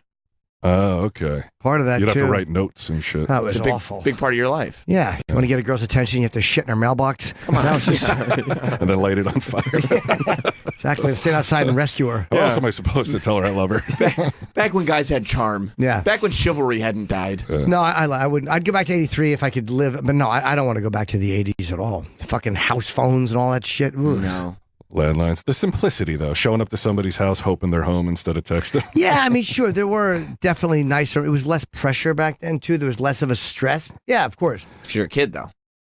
Yeah. That's part of it, too. Yeah. Like adults, I'm sure we're still stressed out. But even into adulthood, the technology was not crazy. Well, it I wasn't mean, like it was hounding you. You're right. Right. But there were other things. Sure. Stress has always been there. You know what I mean? It's whatever, something will always be there to draw it And out. getting to a gig now, if I'm late, I could call. I remember being late for this fucking gig in Lancaster, Pennsylvania, in a snowstorm, having to find a gas station and pull over and go, I can't take the main road, I'm running late. And these side roads are filled. It's like, it was a whole nightmare. Instead of just checking my weather app or using a fucking, like, Google Maps.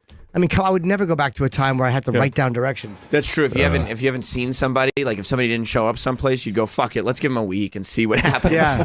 Like I can't text them. Let's just They're see probably if fine. we'll see what they pop up in the next month or so. Plus, you can't do any of this. Right. This technology doesn't exist. You know? Right. Satellite radio and I all was that. at Kumi's yesterday, and that's what I was Podcasting thinking. and- I'm like, none of this happens. Like, Yeah. we're not sitting here. Well, yeah, Kumi's, which is- you probably can't make a living criticizing comic books and culture and stuff like that. Like Right. all the stuff that we do, like we can't just create things and put it out there for the audience. Or I'm just sitting there with no cameras doing it anyway. Right. I'm not making alone. any money from it. You're Yeah. like Rupert Pupkin. Yeah. Ma! I mean, I love where technology's going. Have you seen the new phone Energizer's putting out? That's my next big phone. I absolutely want a phone that I can strap to my fucking sunroof. That's right. That's right. Have you seen this, Bryan? No, it's a solar phone? No, No, Energizer. it's giant. Energizer is putting out a phone. The battery company is putting out a phone that will stand on standby for 50 hours. 50 Okay. hours. And all it's just like the phones you have now, except it's, I think, quadruple the thickness. It's so Oh, that's stupid. And they said I've read that it's buggy too. Well, and yeah. has problems. This will be good though for people who are going on camping trips. Like people will use this, but there's very specific There's no needs. service in the woods anyway. Yeah, maybe not. Right. They're Or like- if you're going to be somewhere where you don't have electricity, but you're going to be hiking. Is it really called a thick boy? Like BOI? I don't think that's the... I think that might be something that the online community has named it. Oh, well, that's BBC, so maybe thick boy means Yeah, something different. with Troy's that. on a completely different website. Yeah, Yeah. Why are you Yeah. looking up on Pornhub? it's Basically, it's the thickness of 3 iPhones stacked on top of each other. And I guess Energizer hasn't realized that we have batteries that you can just plug into phones. We have battery cases. Yeah. This really is not an issue that needs solving. Yeah, plus like every female on Earth carries their cell phone in their back pocket. That's not gonna fit. That's gonna stress the seams of those pockets, I think. Yeah, this is going to be a bust. It really is. It really is going to be a bomb. Who would buy that? You put it in your back pocket, it's gonna your pants are gonna break like that guy's sneakers. Yeah, His exactly. foot came through. I think Amazon's putting a new phone out. So aren't they working on a new? I think so. Yeah. An iPhone killer. I'll tell you. Yeah, it's about time. I hope someone does it. I do too. I'm so sick. sick of fucking Tim Cook. You know what phone I'm excited about? That I actually am excited about. I like that foldable phone. You see the photos With of 6 it? different cameras, and it's just let me look at it. I like it. It starts out. They cost like $2,000. Samsung's I think is Bag $1,600. of shells. And there's another one that's $2,000. Man, bag of shells. Funniest thing ever. Gleason, man, bag of shells. With the hand always, yeah. A bag of shells. That's not real, Troy. But there's a. It starts out like it's thinner.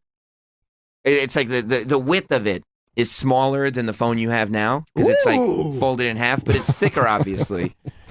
And then you fold it out, and the back is a full-fledged screen, so it becomes a small tablet. But does So it have starts out as a phone. fold marks in it? Not in the screen, no. Oh, it's almost like when you would open a poster out of a magazine. It's folded a certain way. When you're a kid, you open it, it's like much bigger. But then there's all the creases in it. No, this there's is no not creases. Oh, this is some kind of a. So it folds forward, right? Okay. You take your tablet, and the phone part is actually on the back of it.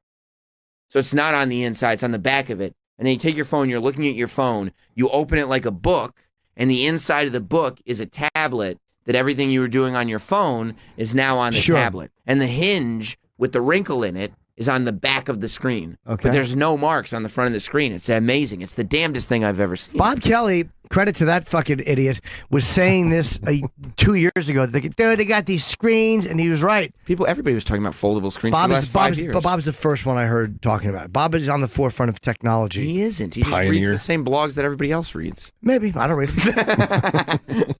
it. But yeah, I looked at it and I was like, yeah, I could get down with that. And What company? Samsung is putting out the big one. I just hate all I hate the inner workings of those phones. Like, I love that. You don't like the Android operating system? No, I don't. Well, don't worry. I'd say in 2 years, Apple's going to introduce their folding phone, which will be exactly the same as this one, but it'll be revolutionary. Isn't it crazy? They've just died. They got nothing. Zero innovation at that shit company. Here's what happened. As it turned out, Steve Jobs apparently didn't like to hire anybody with ideas because all of the ideas that Apple had got buried with Steve Jobs. Every one of them. Yep. I just paid off I have a 7 Plus, and it's like, I good paid, for you. Yeah, right? Bob Kelly recommended it.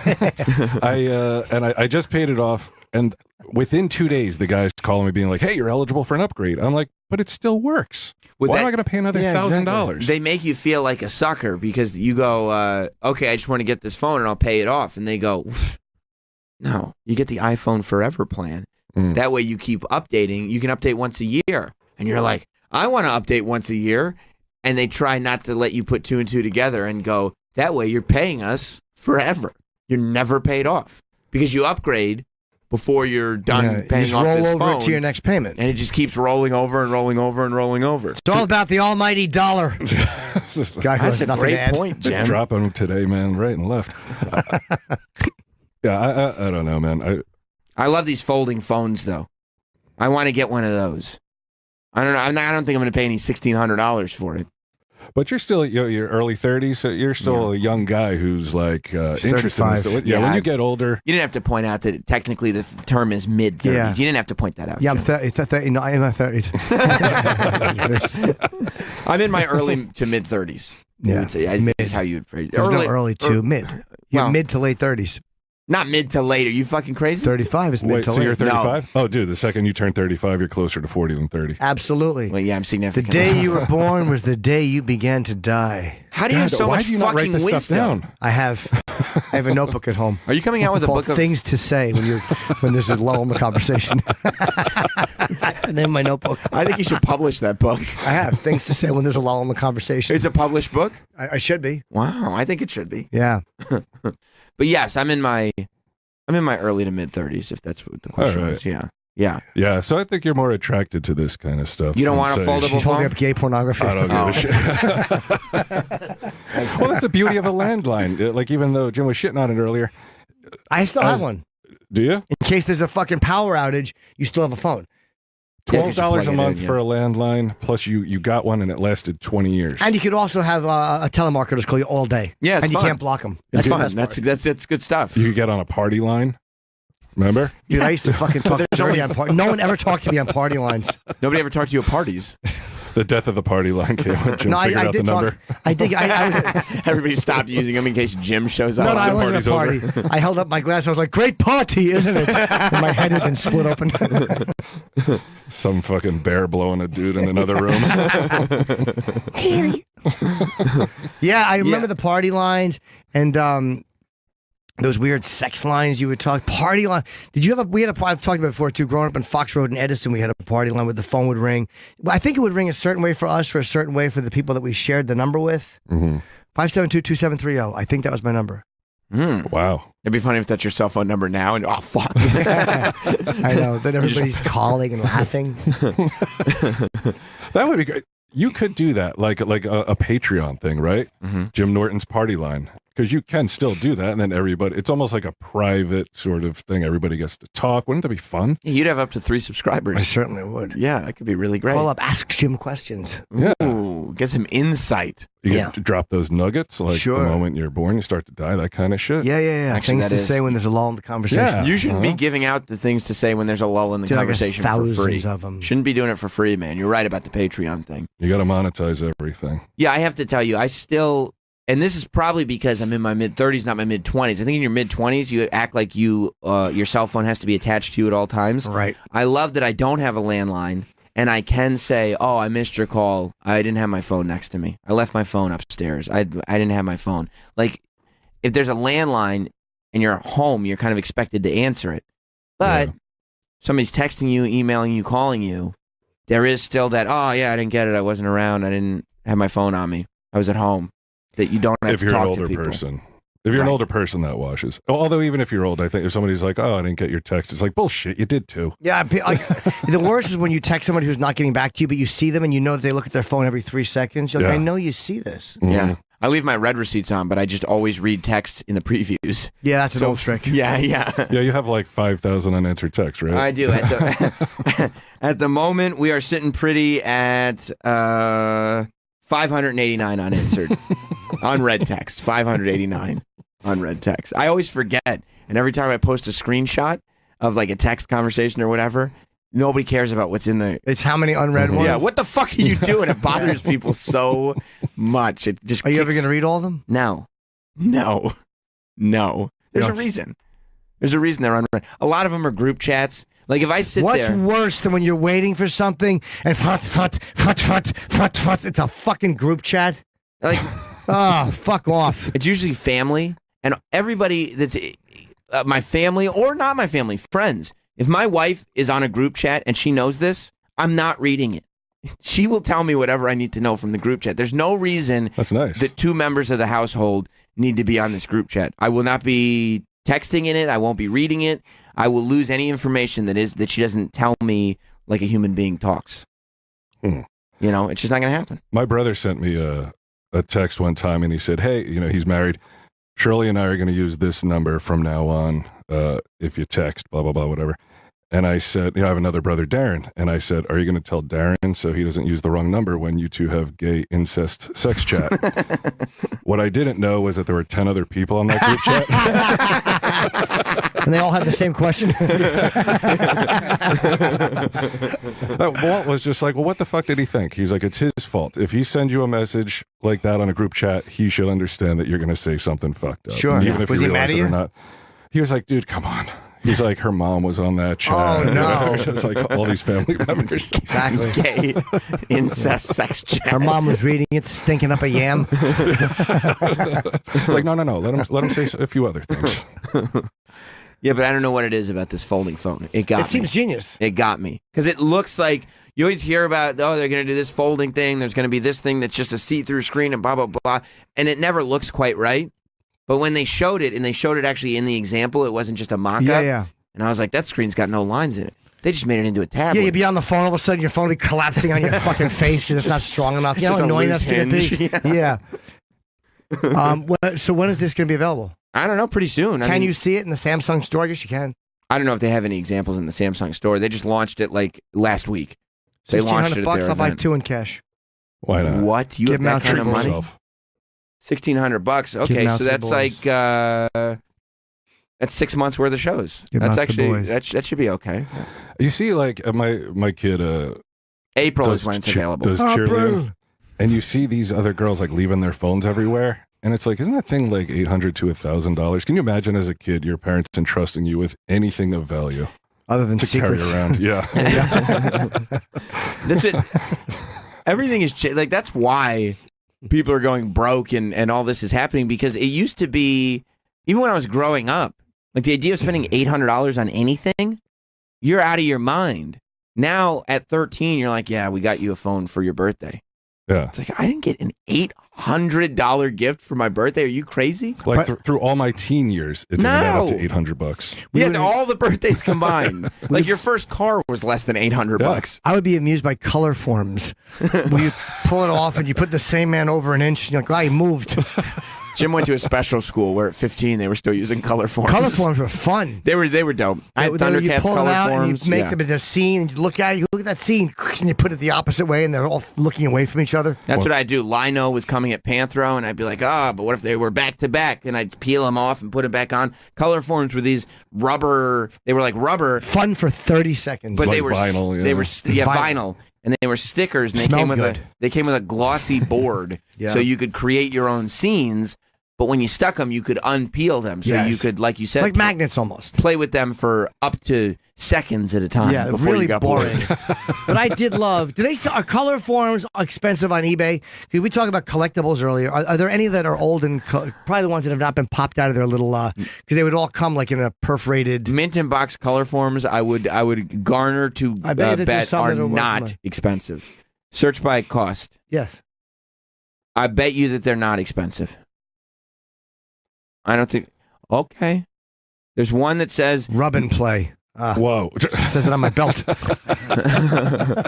but that's not an actual set. That's a proof. That's a factory piece. And the other ones, $300. Okay, nothing great. Do you know how much you have to love color forms to spend $2,500? Bro, I got the proof no. from this fact. This is the picture from the box. Yeah, Mr. Lamata, I ran out of interest. I was going to do it. I just ran. Fuck it. The factory proof of a color form is a very rare item. No. But this is the box from. Yeah, I see. I don't want to do it. I just ran out of interest. No, but that's if you like. That's Spider-Man. So if you like Spider-Man, you'd probably go out. Yeah, you would buy that just because you like Spider-Man. Stop creating conversation so you can say Spider-Man like that. But that's who's on it. It wasn't a point that you just made. Sure was. I was saying. Yeah. See, the proofs were in there. What are the proofs of? Oh, I think I had that one. The Hulk, fucking Captain America, Spider-Man, the fucking Human Torch. You know you didn't have it. I did actually, but not the proof. But I mean, when I was a kid, I had Aquaman. All these. You're just trying to say man in an obnoxious way. Sam. We'll be back with more best of Jim Norm. We'll be back with best of. We'll be back with more best of Jim Roberts. We'll be back with more best of Jim Norton and Sam Roberts.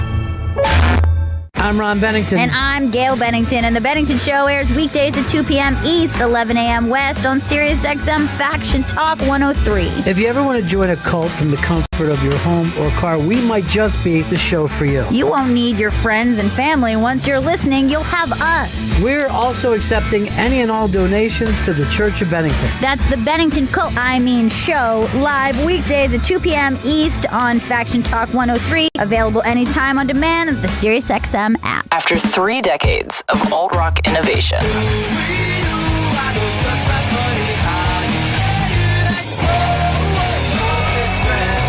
and on the eve of the release of their new Black album, Weezer deliver an intimate performance exclusively for SiriusXM listeners from our nation's capital. Hear Weezer's exclusive performance from Washington, D.C. throughout the weekend on Alt Nation, Channel 36. Message and data rates may apply. Please don't text while driving. If you've been in business more than 20 minutes, you've probably printed your logo on all kinds of promotional products. We all know logos work because they're on everything from the top of skyscrapers to the bottom of shoes. Ever wondered why or how to best use your logo to grow your business? Let us show you today for free. We're 4imprint, promotional product experts at your service. We're giving away the latest issue of Amplify, the digital magazine that reveals promotional product success stories absolutely free to everyone who texts UP22 to 88988. At 4imprint, we make your logo look perfect on thousands of promotional items. With our 100% guarantee, it'll be right the first time, on time, every time. Your free e-magazine will reveal invaluable insights that can attract new customers, build your brand, and grow your business. Get the latest issue of Amplify absolutely free by texting UP22 to 88988. That's UP22 to 88988. Warning. If you're drowning in debt you can't afford, do not let the credit card companies trick you into thinking that you have to pay it all back, because you don't. What the credit card companies don't want you to know is that there's actually a way to get debt-free without paying off your entire debt or going bankrupt. If you have $5,000 or more in credit card debt, you now have the right to let us settle that debt for a fraction of what you owe. For free information, call Credit Associates now. 1-800-900-8407. We'll even show you how much money you could save. If you can't afford to pay off all your debt, do not let the credit card companies trick you into thinking that you have to. Call Credit Associates now for free information on how to get debt-free faster than you ever thought possible without debt consolidation or bankruptcy. We depend on your success and offer a guarantee, so there's no risk. For free information, call now. 1-800-900-8407. That's 1-800-900-8407. 1-800-900-8407. Do you know the last time you replaced your toothbrush? I didn't. I also had no idea how long I was really brushing until I got a Quip electric toothbrush. Quip was designed to fix the habits most of us get wrong when brushing our teeth, with sensitive vibrations and a built-in timer that guide a 2-minute clean. To keep your bristles fresh, Quip delivers brush heads every 3 months for just $5 with free shipping. You can take Quip everywhere using its slim cover that mounts to mirrors at home and slides over your bristles when you're on the go. It's no wonder this electric toothbrush earned a seal of acceptance from the American Dental Association, was named one of Time's best inventions, and has thousands of 5-star reviews. Quip starts at $25 and is guaranteed for life with a refill plan. Sign up now at getquip.com/factiontalk, and you'll get your first refill pack free with a Quip electric toothbrush plan. That's your first refill pack free at getquip.com/factiontalk. getquip.com/factiontalk. Does your dog itch, scratch, stink, or shed like crazy? Come to Dynovite for help. Order a 90-day supply of Dynovite. Dynovite is nutrition. Pick up 2 bottles of Lico Chops. Get the 3rd bottle free. New improved Lico Chops with omega-3, omega-6, vitamin E. And now, 6 extra direct-fed microbials. Even better for the digestive tract and immune system. Try Lico Chops. Buy 2, get 1 free. At Dynovite.com. DINOVITE.com. We're back with more best of Jim Norton and Sam Roberts. Let's go to Ted in Middletown. What's up, Ted? Good morning, Jim. And Hello, Samuel! It's Ted. His name's Ted. Yes, that was Ted. Ted is... Oh, so you're being him talking to me? Ted Shackler. I see. Very nice. Hey, Jim, do me a favor. Just say the word, the other word for prison. Oh, the pokey. Rikers Island? Well, the one that starts with a J that apparently Sam doesn't know how to pronounce. Oh. It's a 1-syllable word. Oh, jail. Jail. Jail. Jail. Jail. Jail. That's how you... Jail. Going to jail, yeah. Try it again, Sam. Jail. Jail is right. No! It's 1 syllable, you... No, I used to think this was your stick, but you're just a true moron. Jail. I don't think that's... What's wrong with that? Jail. Seems a little... Jail. He's right. Who I am, thank you. Yeah, jail. Ted from Middletown's right. No, it's, the A and the I are both in that word that both enunciate. It's jail. You know what? Let's go to is Handsome Rob in there? No, he went to go see if our author needs anything. Oh, the novelist? Yeah. Oh, okay. Because he usually pronounces every letter of every word. I think the word is pronounced, going forward, I'll pronounce it jail. Yeah, jail. Thank you, Ted. Closer. Ted is furious. Well, I guess it's closer, but still, no. It said, yeah, it is. You do say it horribly. It's jail. But the guy was That's fucking. what I said, jail. Yeah, you're right. The guy was like, it's infuriating the way Sam pronounces jail. And speaking of jail, Jesse Smollett. Oh, that guy's good. You like him? How funny is Charles Barkley? Did you see the clip of Barkley? I did. I watched it. It was funny. Great. It was funny. Yeah. I thought of that too, the Liam Neeson thing. They really are intertwined stories. It's the opposite. He said he should have went to Liam Neeson's neighborhood. Everything would have gotten taken care of. Yeah, Liam Neeson wishes he could have found Jesse Smollett. That would have been perfect. Perfect.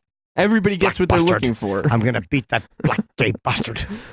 Beat him and throw bleach on that bastard. The police chief was on GMA.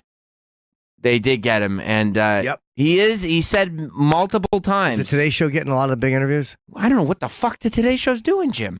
The Today Show is going around getting nothing. Every time I turn around, every news story, they're like, and the exclusive interview is going to happen on GMA. The Today Show's right down the street. Nobody's popping by Rockefeller Center. Travis, do you have any idea why the Today Show gets no interviews these days? I have no idea, but GMA's killing it. The last interview they got was MAGA Kid. Oh, that didn't go well. It didn't go well. They fucked up. They did fuck up. Wait, was that today? That was a while ago. Got that Rob Pop. I love a good Rob Pop. Yeah. Easiest pop. That's right. It's also known as a lad pop. That's no, right. it's not. It's a delicious treat. Give me a Rob Pop. It's a teeny little white popsicle. Tastes like shit. You think it's little? Yeah, it's little. Skinny and short? Yeah, there's extra skin on the top of the pop. Oh. You're right, that was the Today Show. Yeah, that's the last thing. That's it was why Savannah Guthrie. That's why nobody She wants to go on sucks. today. Good, I don't blame them. It didn't go well. No. They were on the wrong side of history, as it turns out. Yeah, the police chief. Yeah, GMA. Boy, this guy is the shit, isn't he? GMA gets the Jesse Smollett interview. Then they also get the police chief interview. By the way, this guy is a police chief. He is he's a no-nonsense fucking guy. Like, he's not the guy you want gunning for you. Yeah. Because, I'm sure a black police chief has had to go through certain struggles to get where he is. He's just a no-nonsense dude. And this case really fucking annoys him. I watched the whole thing. And I was thinking this guy is a good police chief. Like, he just seems like a great police officer. What? You getting distracted by the Nigerian guys with no shirt on? No. You seem distracted. No. Look. Oh. And he's saying, let's watch a little of the police chief. And Jesse Smollett, by the way. You got the YouTube. It's going to be a lot easier. How come they are not crucifying him for saying one of the guys was white? Like, I mean, the press. I mean, the police are saying what it was. But, like, again, I'm not going to do, can you imagine? But he's just saying one of the guys white, and the press is totally glancing over that. Yeah, because he said it. The police chief said in this interview that he said he could see through the mask that one of them was white. White-skinned, yeah. Yeah. But the press is just not pouncing on him for that. Well, they want to see how this plays out, Yeah. Jim. Let's be fair. Cunts. Let's be fair to everybody involved. We don't know exactly what's going on here, Yeah, I Jim. know. It's a total mystery. I'm going to make a zombie movie. What's the zombie movie going The to be? world ends, and there's a couple of people that survive it. They got to fight through a world of zombies to get to a safe location. That's all I have. Really, really similar to The Walking Dead. No, it's different. Is it? Yep. How? They get infected through popcorn. Okay. They all eat popcorn. Troy, you can skip to 220 on this. Sometimes interview. when you think of something and you realize there's nothing funny on the horizon, that's what just happened. Right. I crossed over the mountain and I put my hand up to my eyes and I said, not a funny thing in sight. But you're on the journey, right? Oh. You're not gonna quit the journey. Climbing that mountain, I'm like, there's potential. Reach the peak. And what's on the horizon? I have been to the mountaintop. And? Nothing funny. Nothing. Not a thing. No. Bland, boring statements for miles. Let's listen to the police chief yesterday on GMA. Oh, now. Right, Eva, thank you. The superintendent of the Chicago Police Department, Eddie Johnson, joins us now live. Sir, thank you very much for taking the time. Didn't she have cancer? To be with us She here did. this morning. We know it's been a Robin very emotional, Roberts. very tense few weeks. And initially, all accounts from police, you were treating Jussie Smollett as the victim. When did it turn from being a possible hate crime to a possible hoax? So let me just put this out there first and foremost, that right now he still has the presumption of innocence, until he has his day in court. So what happened, when at the very beginning when he explained and gave his version I love that he of did that events to because he us, wasn't doing that in the press conference, but now he's saying that, and he makes that statement multiple times in the interview. He goes, until he has his day in court, he's presumed to be innocent. Here's exactly what Jussie Smollett did. And then he still goes into, here's what happened. He's doing that too also because this way his lawyer can't claim that they can't get an impartial jury. Plus, he's probably just as a cop, he's trained to say that as a police chief who speaks publicly. But it's also so the jury, they can't get the jury pool. The police were saying he was guilty before the trial. Right. This guy continually says he's innocent till proven guilty, But here's what happened. Yeah, but here's exactly what he did. Yeah. I dropped my little thing, guys. Keep talking. Okay. You can play the thing. He described it to us, and we treated it like a hate crime. One of the things that I think is important to recognize is although the two attackers were masked, he was able to say he could see around their eyes that they were white-skinned. Oh, boy. Or at least the one guy was a white-skinned person. So that's how we approached it. The entire time that we investigated the incident, he was treated like a victim. As you know, we picked up the two individuals after we identified who they were. We were waiting for them at O'Hare Airport when they came back from actually, to be fair to Jussie Smollett, those guys look white. They do. Yeah, from a certain angle. Absolutely. Yeah, so he probably just got a little confused. We took them in and started talking to them. Now, we were legally able to hold them for 48 hours, and I refused to let CPD characterize him as a suspect unless we had concrete evidence. The 47th hour that we had those two individuals in custody is when it changed. What changed in that 47th hour? So we had gathered up a lot of evidence and facts before then, but what changed was that they then became cooperating witnesses. Was there a reason why they became? They knew. The cops knew what was going on. Sure they did. Immediately. They knew right away. We know what this is. We know what this is supposed to look like, and we know what this actually looks like. We know what's going on. They started building evidence right away. Once they had those the brothers in custody, they were like, "Okay, good. We got witnesses now." And they built this case, and they waited until they knew what had happened, so they could confront these guys and say, "Look, we already know." I would love to see. I saw parts of the Jussie Smollett interview on GMA. I would love to have some kind of these things juxtaposed where he's saying something and the police chief is saying, just correcting everything that Jussie Smollett claimed. Right. I know it was them. Yeah, do you? Do you? Are you sure? Yeah. Guys, I swear to God I didn't fake this. Okay. God. You brought the Lord into this, Jussie Smollett. The Lord! Yeah, he's a fool. He's a bit of a boob, as it turns out. Oh, boy, is he caught. Oh, he is. He's in Dutch, I think. This is almost like if you catch somebody cheating and you know they've cheated, but they don't know you know.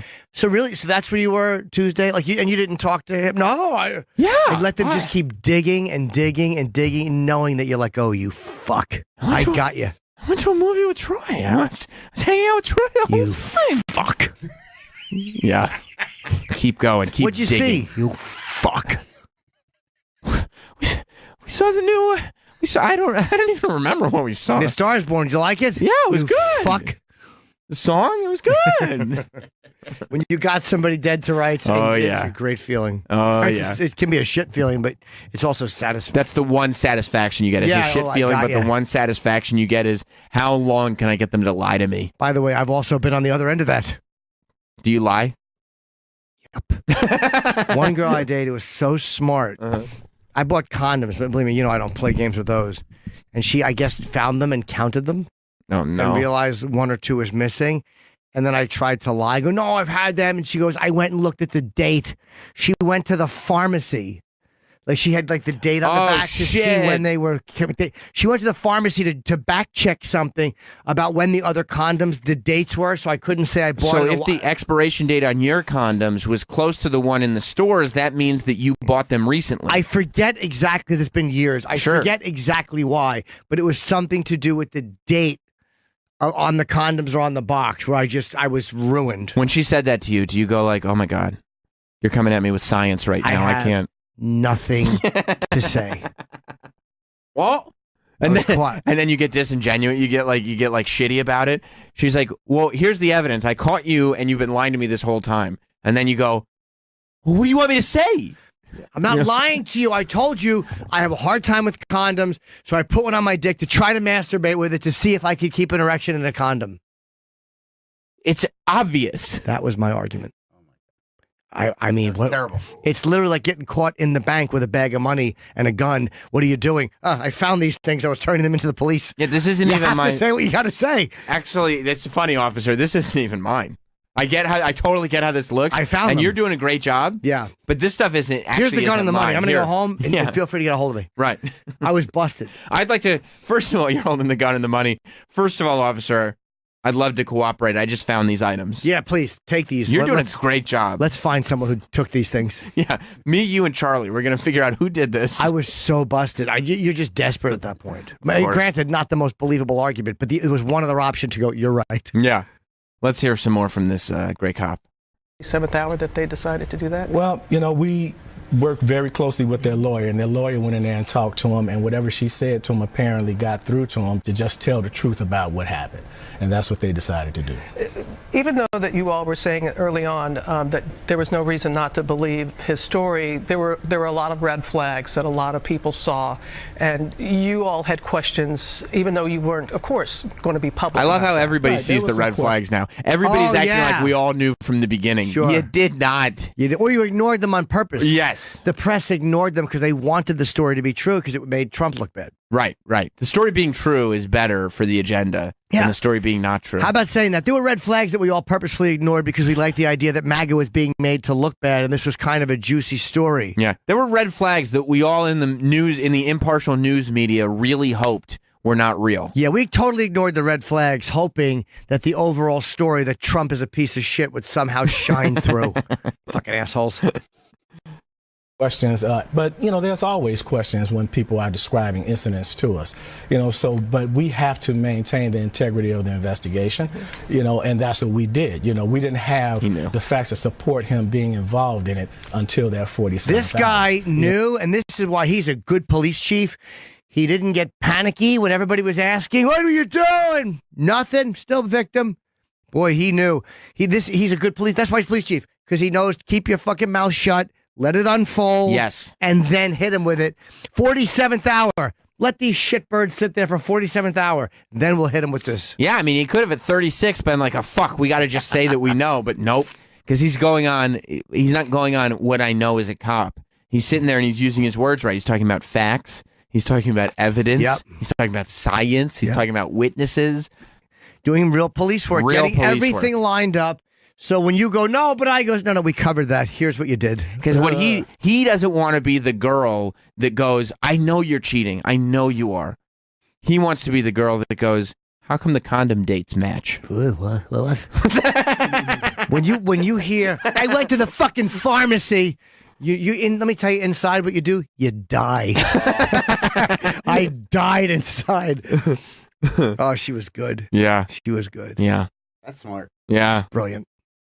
And it's important for people to recognize that it's not the Chicago police saying he did something. It's the evidence, the facts, and the witnesses that are saying this. So our job is to investigate it and bring the facts and the evidence to the state. So the brothers have stated that. Correct. The check that we saw in Eva Pilgrim's report, the $3,500, did the brothers specifically say that was for the attack? They said that he paid them $3,500 with a check to. But did they say what it was for? Yeah, to carry out this incident.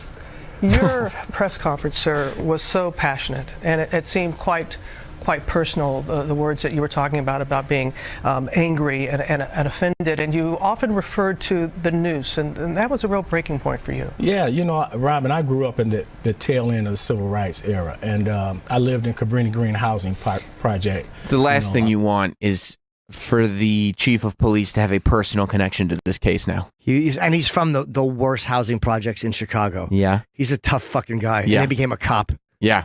The number one cop. Yeah. Yeah. Yeah, he again, I keep saying he's a no bullshit individual. Later on in this interview, and that's when you know that Jesse Smollett is watching going, oh no. Robin Roberts goes to the officer and she goes, oh, you know what? Let me just play you the clip right here so we don't have to fish around for it. It's an ongoing investigation? Correct. So where does it stand as of this morning? So right now, as I said, he still has the presumption of innocence, and he'll get his opportunity in court if he chooses to go that route. And again, you know, I was very acutely aware of the situation in terms of the Chicago Police Department declaring he was a suspect. But I can tell you this, Rob, there's a lot more evidence that hasn't been presented yet that does not support the version that he gave. There's more because you presented quite a bit. I mean, legal experts said that's the most that they've seen being presented up front like that. But there's still a lot of physical evidence, video evidence, and testimony that just. By the way, what he's doing there, the reason he's putting all this out there, he's fighting for he's defending the reputation of the Chicago Police Department in Chicago in the public view. He's saying this would all work out in court, but while the story is hot, we're not letting this go away. This is what this piece of shit did. Mm-hmm. He wants everyone to know, to change the narrative. This is what this guy did. We're not letting him get away with anything. We're not being typical cops and going, it'll handle itself in court, because they don't give a fuck. It'll work itself out. This is a massive case, and he was really pissed off, and he's burning him publicly because he doesn't want Chicago to look like shit. And he's probably really hoping that Jesse Smollett just smartens up and confesses to it. He absolutely will. And that's why he's talking about the more evidence that they have. Because if you're Jesse Smollett, right, and you go, well, I know what you guys have. I can explain the check. I can explain this. When he goes on television and goes, oh, yeah, that's the tip of the iceberg. There's a whole bunch more physical and video and witness evidence to go. If you're Jesse Smollett, you're going, oh, no, no. What else could there be? What else could you? I want to see this thing where he describes growing up in the tail end. This is what made it personal for him. Oh, yeah. When I was a kid, and that could easily be characterized as one of the most notorious housing projects in the country. And the symbolism of a noose is very offensive. The city of Chicago has its issues. The Chicago Police Department has its issues with racism and excessive force and all of that. And I'm acutely aware of that. But we didn't earn this particular incident. And I just refuse to let us have to take that shot if I have evidence to the contrary. So I just want people to understand that's a damaging thing to do to a city and to a police department. You know, so it's my responsibility to ensure when the chief of police thinks you've embarrassed the police department and has evidence to fuck you, that's a bad spot. So now he's going after. I'm taking a personal interest in seeing him suffer. So now he's going after him because the news offended him on a personal level, and wasting the police's time and making Chicago look bad offends him on a professional level. He just couldn't have fucked himself worse. Do we have any of the of Jesse's GMA interview? Oh, from back just the original interview? A clip moment of it here and there, just something. I'm sure if you just YouTube it, you just find it. Just look in the YouTube search, because it went everywhere. Everywhere. You think this is going to be a real boost for this Chicago Chiefs career? Yes. He'll be on TV for the rest of his life now. What if does he wants. do after this? I mean, what's the chief of police? He's probably, I'm going to guess he's 64, 65. He can write a book. He can be a contributor on a news channel. I mean, he can and get his police retirement money. But does he go to a higher, what do you run for after chief of? Yeah, I mean, if you want to be a politician, you could. Whatever I guess you want to do. right? Yeah. Chicago's going to love him. Yeah, I mean, he really looks good in this. And they're saying that... or maybe he just wants to be the chief of police. What's the next highest rank over police chief? Superintendent, too. Or whatever that is. Is it the same thing? He's 60, by the way. Oh, 60, okay. So he's probably going to retire soon. Yeah, but maybe do something federal? He could, absolutely. Yeah. And they're saying that Terrence Howard flipped out on Jesse Smollett on the set of Empire. Even though he posted that thing on Instagram, Sure. I was reading a thing on TMZ yesterday that Terrence Howard would not come out of his trailer, that he flipped the fuck out on Jesse, that he lost his mind on the set of this show, and that's one of the reasons why they were like, you know what, Jesse, go home. Go the fuck home. You're not on the show right now. Yeah, because he probably guaranteed to all them. It's like if something happened with me and I took you guys aside, like, hey guys, I didn't do it, and all of a sudden you're like, you lied. Like he probably lied to them personally and used his friendship to go like, look, don't believe it. You know me. I know that this looks bad and this looks blah blah blah, but you know me. You know I wouldn't do this. Happens every day. With Jim? Yeah. Yeah. When he goes like this, I didn't fart. Yeah, he makes a little toot and then he says, But I guys. didn't. You know how many times that Sam has farted and I've allowed it to be blamed on me? The answer is 0, nil. It's not the answer I was thinking of. Sorry, I just work in facts. Okay. Jesse Smollett should not have broken his silence. No, he should not. He should not have. Not at all. Because this interview is historically, it only happened like 2 weeks ago. Yeah. Doesn't age well. No, it does not. It does not age well. You just jump into it a little bit. I just want to hear the passion that this asshole has. You're right. Yep. And then we got back to the apartment. There was no food. And so I went out to Walgreens thinking that they were 24 hours and to have a smoke. Walgreens was closed. Shoot. So I called him up and I said, hey, I'm going to run to Subway, which was across the street. See, we got here as a thing of show and tell. Show me everything, but you're not telling me nothing. Went to Walgreens. They have great policy on return. Shut up. Right.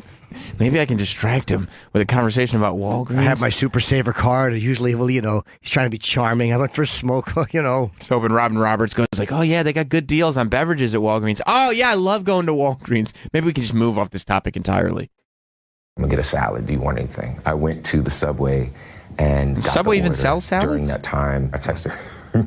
My name ain't Empire. Oh, Jesse. Did you answer the next thing? Yeah. Oh, he must be talking about me. I kept walking, and then I heard Empire. So I turned around and I said, did you just say to me? And I see the attacker masked, and he said, this MAGA country punches me right in the face. So I punched his ass back. Oh, cool, and then, Jesse. We started tussling. It was very icy, and we ended up. So he tussling did say by the MAGA. state. He had denied at one point that he said MAGA, but he did say it. He 100% said it. Yeah, but he denied saying it. He just said it to Robin Roberts. Right. That's what I'm saying. But He shouldn't have done this interview. At one point, he goes, "I didn't say that." He didn't say it, and then he did say it. He's an actor too. That's why he can tell a story because it's what he does for a living. Of course, but he's not that good of an actor because he's talking about Walgreens for 25 minutes. No, he's not a good writer. He's not a good writer. You're right, He's a Jim. good actor. He's delivering it properly. He's not a good editor. No, he's not. He's not. That's why, you know what? That's why the Academy Awards put all those awards on TV. They Sure. really are valuable after all this. Stairs. Fighting. There was a second person involved who was kicking me in my back. And I liked it in the story. Like, Jesse wanted the sympathy, but he didn't want to seem like a wimp. Pussy, right? Yeah. Like, he had to get some offense in, too. I hit his ass back. In his made-up fight, he had to get Did some ya? offense in. You swing your Walgreens bag at him, madam. Fuck up. Yeah. So I swung my Walgreens bag at him. Didn't you just say Walgreens was closed? I had a bag I brought from home. It was my Walgreens bag from home. Didn't you say you were staying in a hotel? I was carried. No, I call my hotel home. My laundry bag. When I'm on the, so I travel in a Walgreens bag. Yeah. It's my suitcase. It's got a Walgreens It's my suitcase. logo. Yeah. Stopped. And they ran off. And I saw where they ran. And the phone was in my pocket, but it had fallen out. And it was sitting there. And my manager was still on the phone. Because that's one thing that always happens. When people jump you, they never take your phone. Absolutely. Even if it falls out and the manager hears everything. Right. So he was on the phone with his manager. You think his manager was sitting there going like, "Oh, why the fuck would you drag me into this, Jesse?" These two people attack him. Yeah. He puts his phone in his pocket while he's still on the phone with his manager. Yeah, because he had the thought Oh, to yeah. place his phone in his pocket. It Then didn't the fall phone out of his falls hand. out. It was in his How did it pocket. fall out of your pocket? Just bad decision after bad decision. Well, yeah. Why would you put your phone in your Exactly. If you remember to put your phone in Well, your it might pocket, have been a jacket pocket. No, but if you remember to put your phone in your pocket, you remember to hang up the phone. You don't just go, oh, I'm being attacked. Let me put my phone in my pocket. Oh, I didn't hang it up? Because he said it was on the hook the whole time. It's never happened to anybody. I'm trying to cooperate. Where's the news part here? Well, I'm trying. Do you want me to go count the cars now? Do you want me to count? Fine, I'll count them now. Suspect is fleeing the scene. Suspect is fleeing the scene. Oh, and he runs out. Yeah. I'll count them now then. Drives away calmly. He's talking to his manager, Jesse. We got to turn ourselves in. What? No, this is my deal, Wade. This is my deal. I brought you the deal. All right, so here he's describing the masks. Yeah, this is good stuff. But I didn't see. I can't tell you what color their eyes were. Go back a little bit. Tell you, and I didn't. And I said, They had I eye was just masks jumped. on. And then I look down and I see that there's a rope around my neck, which I hadn't. You hadn't noticed it before? No, You didn't because see? it was so fast. You know what I'm saying? It was so fast. How long did this all? It felt like minutes, but it probably was like 30 seconds. Honestly, I can't tell you honestly. You can say that again. Yeah, you can. Of course you can't tell her honestly. That's the most truthful thing you said. How long did this last? If I were speaking honestly, 0 minutes. I can't tell you honestly. Yeah, I can't. So I will lie. Yeah. If I were to tell you honestly, you would realize this entire interview is a waste of time. Isn't that? I wonder if that's a weird psychological tattling on yourself. Like he's trying to get out of it. Or you're confessing. Because people Right, do that's what I weird mean. shit. I mean, people do weird shit when they commit a OJ. crime. OJ.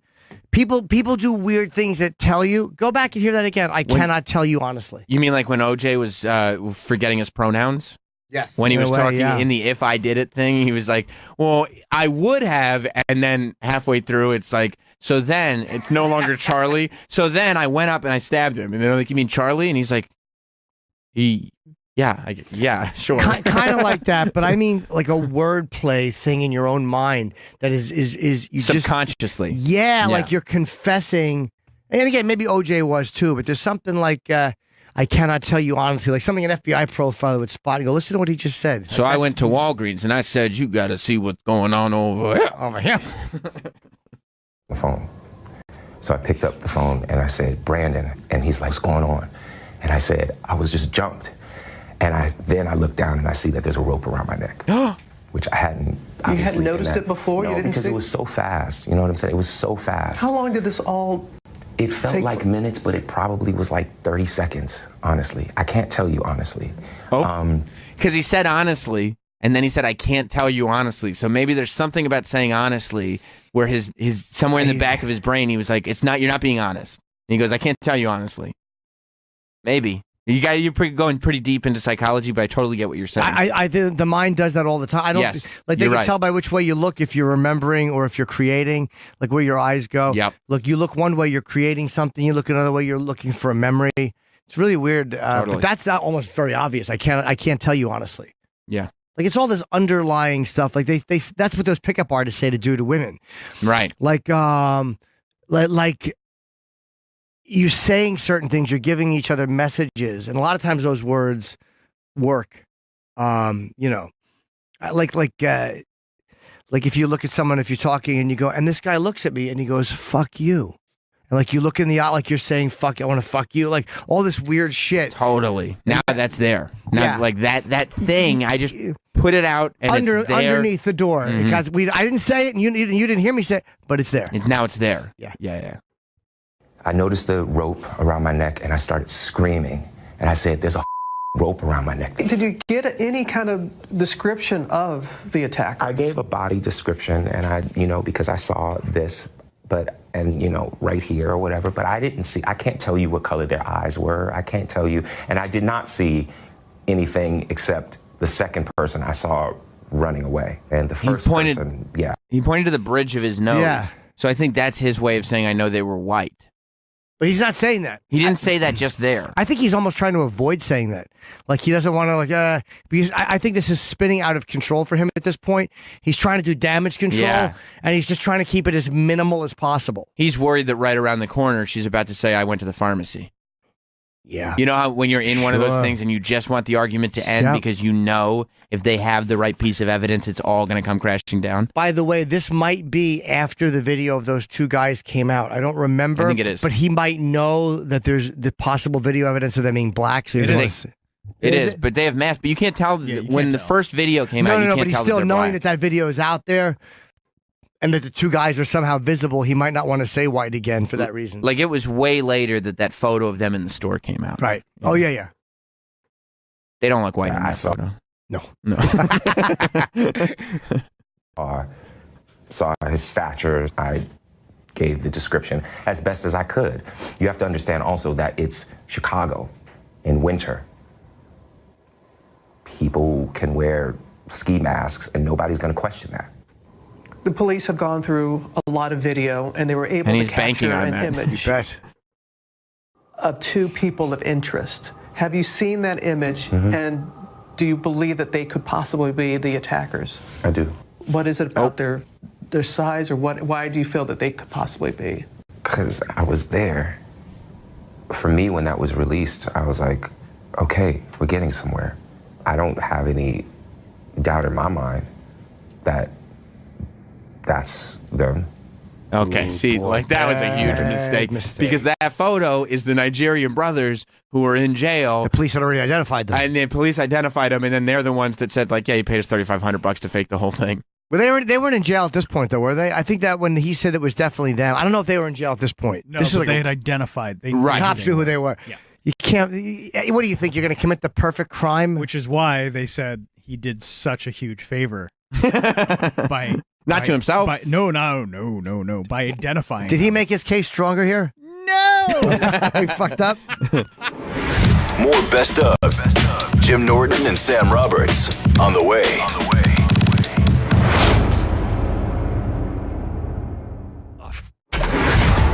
We are back with more best of Jim Norton and Sam Roberts. But creepy porn lawyer, he's a very busy guy. He's going to get name dropped, I'm sure, in the Cohen thing. Yeah. You know, he's going to come up. Meanwhile, yesterday... In the stories around it, yeah, I'm sure not in Congress. Right. Yeah, of course not. No. He's not... Because that's the thing. He's so peripheral to all this. He's not actually involved in anything. Yeah.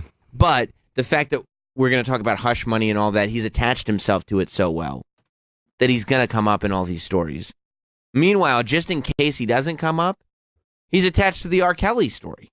Yesterday, did you see the tweet that he put out where creepy porn lawyer, we were talking about yesterday, you know, R. Kelly bailed himself out of jail. He went to McDonald's, but apparently there's more R. Kelly sex tapes.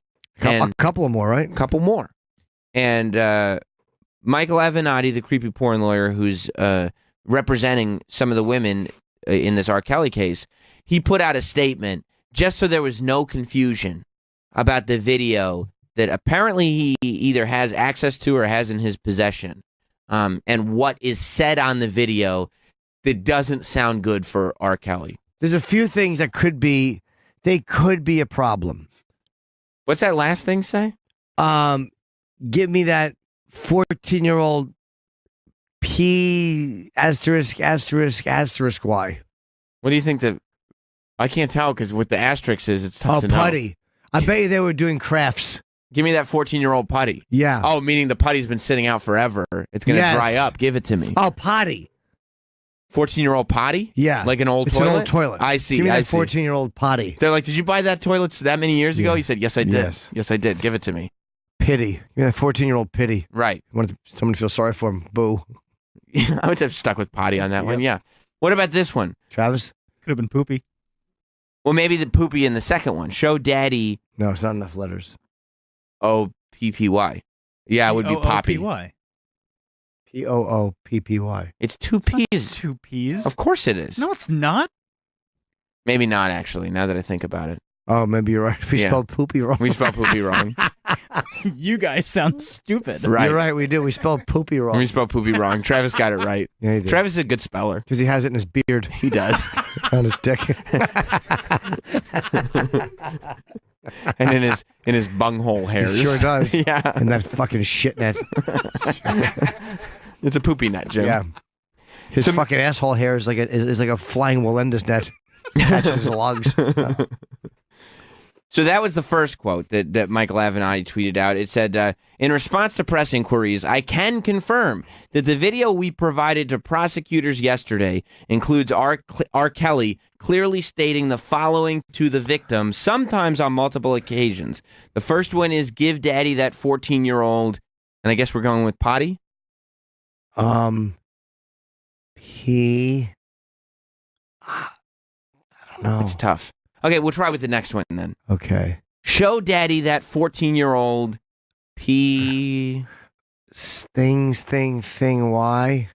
Purdy, potty, poopy, pussy. No, wouldn't be that, would Why it? would he say that? No, that would be, I mean, if it were pussy, that would be very damning. Horrible. He wouldn't be fucking a girl and saying, give me that 14-year-old pussy on film. Not on film.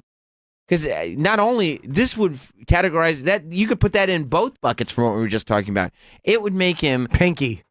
Maybe it's Pinky. Oh, I know what it is. It would make him a horrendously horrible person and also very much illegal. Yes, Travis, what is it? Puppy. Give me that 14-year-old puppy. Yeah, they're just talking about a dog. Maybe they need to take the dog to the vet. 14 is very old for a It dog. sure is. Yep. Okay, well, here's my issue then, Travis. If you think it's puppy, sure. The third quote is... Show daddy that 14-year-old puppy. Yeah, that makes That's sense. fine. That's the second quote. The third quote is my issue. Spread those legs and show me that 14-year-old puppy? Yeah, maybe the puppy is sitting in between her legs. Absolutely. You can't see the puppy. Yeah. Move your knees. Can't see the puppy. Okay, so maybe she's sitting crisscross applesauce. Exactly. There's a 14-year-old puppy, and he's saying, spread the legs, I want to see the puppy. Yeah. And then he says, give me that 14-year-old booty hole. That's okay. That's the place she hides her snow boots. I see. So there's a perfectly rational and logical explanation to all this. Now, how about this? The victim also refers to herself as being 14 years of age repeatedly on tape. Is that good for him? That's on the bad side. Not if they're just playing with a dog.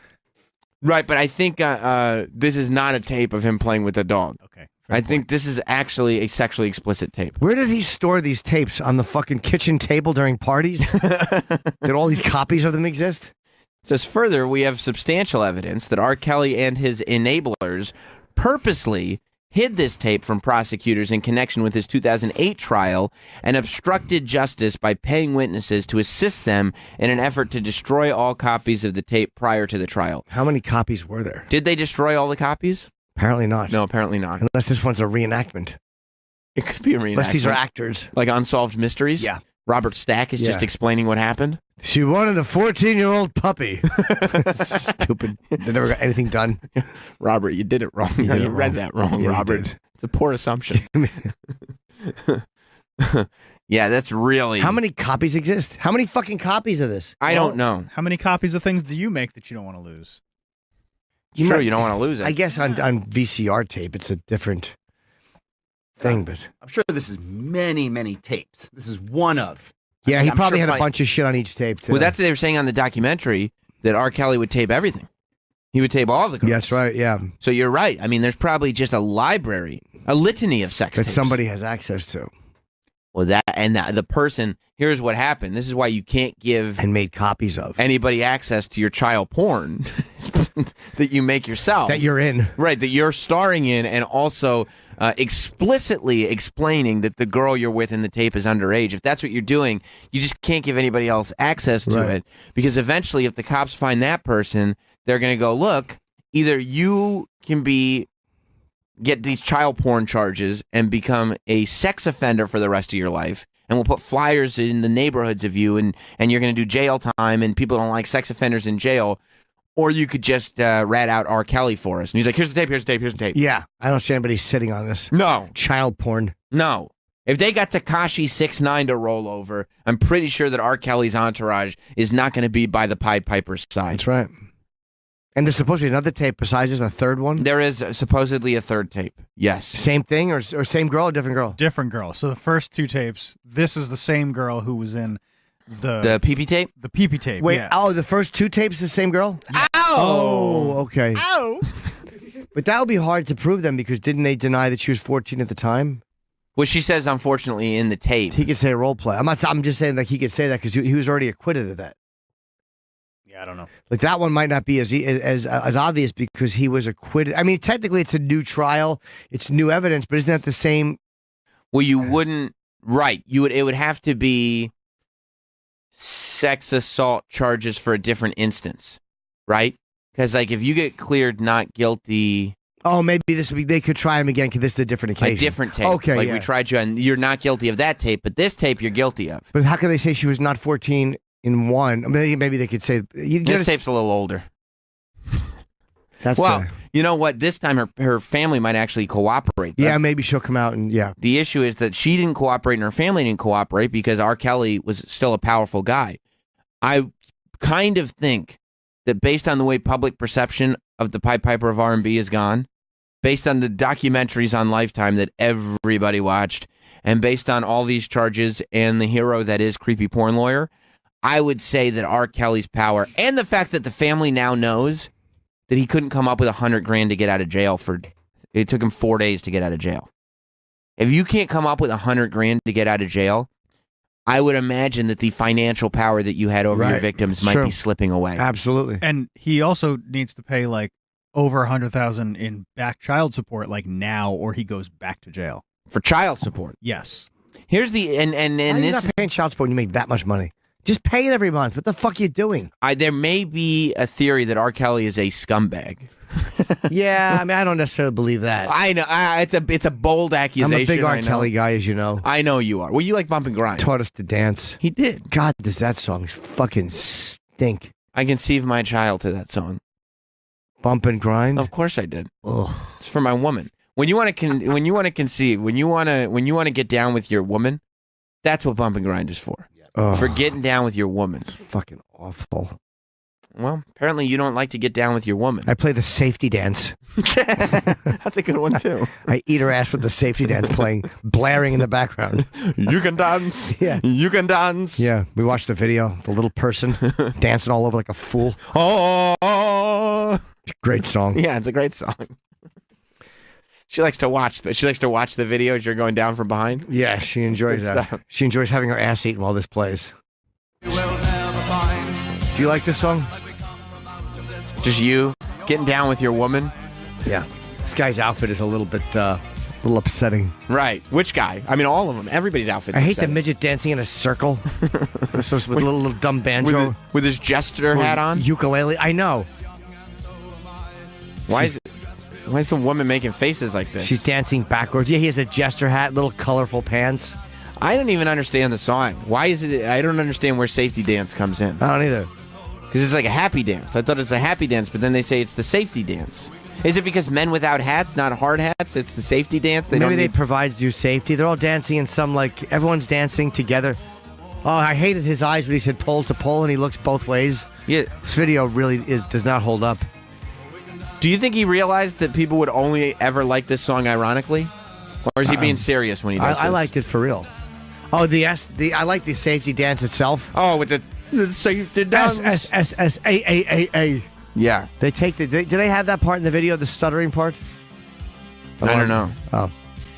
Travis? I think so. It's in the song. You're rocking, right? Yeah, of course I am. Safety dance is great. It is a toe tapper. Very good song.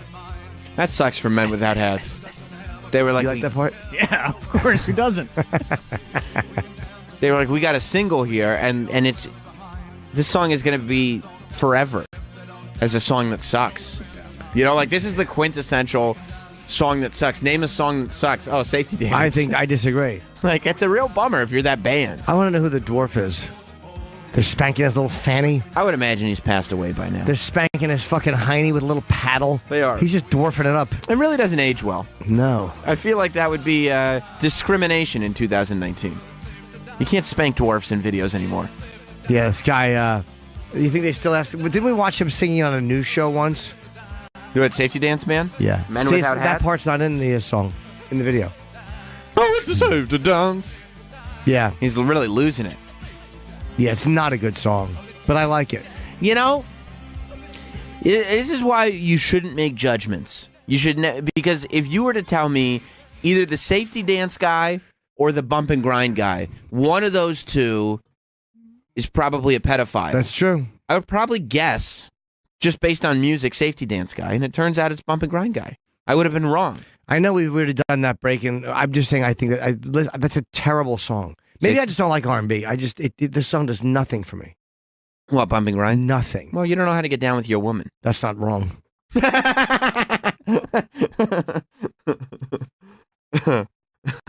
You're right. Steve in Tampa. Let's go to Steve. What's up, buddy? Morning, guys. Hello. Morning. So I know, no offense from this, maybe a little bit out of your time, but Sam and Travis, you guys have to know this safe dance from Biodome. Of course, Viva Los Biodome. Okay, perfect. Thank you. I just want to make sure that you knew where it got so famous from. Of course. By the way, Biodome was the last big Pauly Shore movie. It was Biodome was the end of Pauly Shore. That was the finish line for him. How many views does this have? 36 million. Yeah, how many does Safety Dance have? That's just one. 39. Yeah. But this is a newer song. Doesn't matter. And it's like one version of it. YouTube came out at the same. No. Safe Dance is more popular. You know, you're right. I'm sure. I'm sure. Grind. Ugh. I hate to tell you this, but I'll tell you this. If you played Safety Dance at a club right now, they'd be like, I guess are you being funny right now? Like, are you goofing around? Corny ass shit. This is stupid. You put this on, people start grinding. Even with the case going on, even with this court case. Doesn't matter. People don't care. You know why? Because they don't see nothing wrong. That's right. Just a little bumping. Yeah, you know what? Honestly, it's not. None of this is going to tarnish his music. No, nobody. Hang on a second. When you put this on in the club, people are going to all of a sudden stop and be like, "No, we're not dancing." It's 14-year-old booty hole. Yeah, that's not good. I don't. It's a different time, Troy. He's got fans that are okay. They're trying to get GoFundMes for him. Yeah, they're diminishing. I guarantee people are just not going to freeze on the dance floor and be like, "No, we're not dancing to this." I mean, come on. I mean, I would guess that people are going to be a little more careful about playing it. Yeah, I mean, I'm a little afraid to play it at this point. That's what I'm saying. Like, are people going to freeze up? I don't think they're going to have the opportunity to freeze up because you're not going to be the DJ that didn't get the memo that we're not playing R. Kelly anymore because he was talking about 14-year-old booty holes. But time is going to pass. Time's going to go by. And then this is going to be I forgot. Your theory is that pedophilia is going to be okay soon. Gary Glitter's song is still not played in sports. Sports arenas. I mean, Gary. What was the Gary Glitter song? Not Banana, hey. Yeah, that song was literally played everywhere, in every stadium, in every arena, everywhere. I still hear that. That's around. What, Bumping Grind? Or hey. Not in arenas, though, do you? I feel like I hear that in my apartment. I think you. Yeah, exactly. Yeah. You're just a fan. Yeah, that's a classic. That guy was a pedophile? Yeah. Unfortunately, yes. Yeah, who would have thought Gary Glitter was into kids? Was it Thailand or something he did it? I mean, he got busted, right, Travis? Well, that's legal. He was like a professional pedophile. Oh, right. Like, it was like this is a lifestyle choice. Uh-huh. Not like, I try to sneak this in where I can get it in. Right. Mark Normand is here, by the way. Hey. Oh, it's a classic. It's a toe tapper. But that's what I mean. You can't, like... It takes 10 seconds of this song being on for somebody in the room to be like, he's a pedophile, right? I had no idea. Yeah. Right. It took me 1 second of looking at his outfit to know he's a pedophile. Vietnam. Oh, Vietnam. Yeah. Oh, great.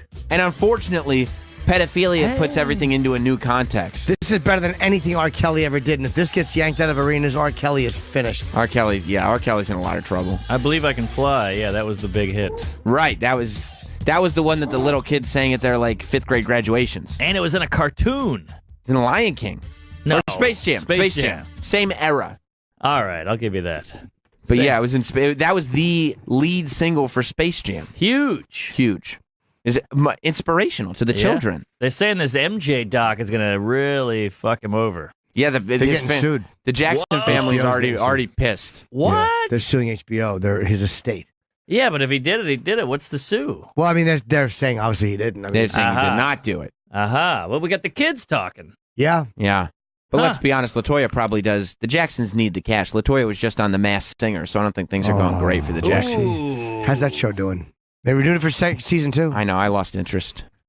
It started to, like, I wasn't even able to watch ironically anymore.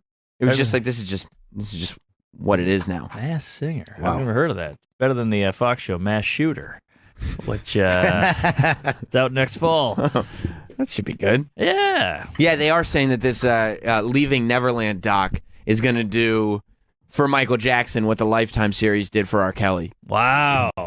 Which is bad. Yeah. You know. Or I think it might increase Spotify downloads. Well, temporarily it did do that. In the short term, not the worst thing in the world. Long term, though, you know, not great. Not good.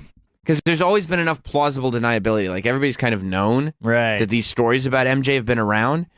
But because he wasn't found guilty, because, Corey Feldman said he didn't molest him. Macaulay Culkin said he didn't molest him. Right. It's been like, okay, maybe he's just... Corey Feldman holds to that, too, right? He still does. So does Macaulay Culkin. They're saying he never fucked around with them. Yeah. And he hung out with those guys a lot. Maybe he didn't just because they were actors or famous or who knows. He knew. They were the red herrings? Yes. Like, I'll put the really famous kids, I'll hang out with them nonstop. Webster never said he didn't have sex with Michael Jackson. I don't think there's any stories about Webster fucking Michael. Or Emmanuel Lewis. I know, but what a get. What do you call those guys who have that disease? Pedophiles? No, the little guys. Oh. Like Coleman, Webster. Gary Coleman had a liver problem, I think. But he never grew. No, he's a little fella. Yeah, he was a cute little guy. Shrimps. Oh, they have shrimpitis. I love the stories of how pissed off Gary Coleman used to get on the set of Different Strokes because people would like pick him up and then start pinching his cheeks. Yeah. And he's like, I'm 16 years old. Yeah, You gotta exactly. stop. Would they pinch his cheeks? Yeah, they'd pinch his cheeks, like sit him on their lap, and he's like, I've gone through puberty already. Like, I did you a gotta gig stop. with Emmanuel Lewis. He tried comedy for a hot minute. Oh my God! And he must have been 79, but he would look like Rob or what's his face? Yeah, He's Rob. 47 now. Oh, okay. Wow. Was he a good comedian? No. But did you want to kind of grab him and pinch his cheeks and stuff? Yeah, of course. He was adorable. He's adorable. So cute and plump and big cheeks, and he had a gut and everything. But you're probably right. Yeah, That that's the disease. Michael would always have one person that he could put out front. It was Webster, then it was Corey Feldman, then it was Macaulay Culkin. And even those three didn't know what was going on. He would send the Hollywood kid home. Exactly. And then get the kids that were a little more hard up, the kids that maybe had a little bit of more of a rough time with their parents. Yeah. You know, the kids that the parents would enjoy Michael sending them some cash. Sure. His IMDb really slowed down. After Webster? Yeah, man. You wonder, like, what happens? He was on for 6 years in the 80s, a huge star. And then he did a couple of things over the years. Like after 89, he did something in 95 and then 98. These then are like single episodes of 2005. television. Little things, right. Little, just like him. What point do you realize, fuck, man, this is not happening? Yeah. Like what? Do you hold out for a year? No, you're typecast. They got to give it some time. Well, here's you're what so happened. specifically Webster. I know. It's a curse. I bet in 1989 when he left Webster. Did he leave it or did they cancel it? He goes, or whatever, when it was Canceled. over. He goes, I'm going to leave acting for a little bit. I'm going to get back to being a normal person. I can always go back to acting. Mm-hmm. And then like 3 or 4 years later, he found out you cannot always go back to acting. No. It's passed you by. Exactly. You know. But I was thinking about this the other day. Everybody says they're going to retire. Every band goes, we'll never play again. Then they always play again. Everybody says, I'm done. And then they come back because they need money. Who has actually retired from acting? Daniel Day-Lewis. Well, So we'll far. see. We'll see. So far. Because didn't he retire before? Rick Moranis. Rick Moranis did, yes. He actually did it. Yeah. He retired. Is he dead? No, he just said, I'm out. I got kids. I want to take care of them. I want to fuck acting. And he's take care of his kids after his wife passed away. That's Yeah. right. But he still does voice work. Ah. But he's got to make some cash. I mean, the guy's got to make some money. Yeah. I still think if he's like, because he could be on screen if he wanted to. Rick Moranis is the fucking man. Killer actor. Yeah. He is good, right? Oh, yeah. Little Shop of Horrors, Ghostbusters, Honey, I Shrunk the Kids. I mean, this guy had a run. Parenthood. Yeah, Parenthood. Oh, yeah. That's an The underrated Last classic. Polka, Uh-huh. I don't know if Club the last... Paradise, Brewster's Millions, Spaceballs was very big. Love Spaceballs. Spaceballs. Come on. Spaceballs. He's gone plaid. Yeah. I love that movie. Yeah, and he's one that decided to walk away. Yeah, but no one else. How did his wife die? Emmanuel Lewis. No. I don't know. Cancer, I want to say. Yeah, Emmanuel Lewis. And that's walking away.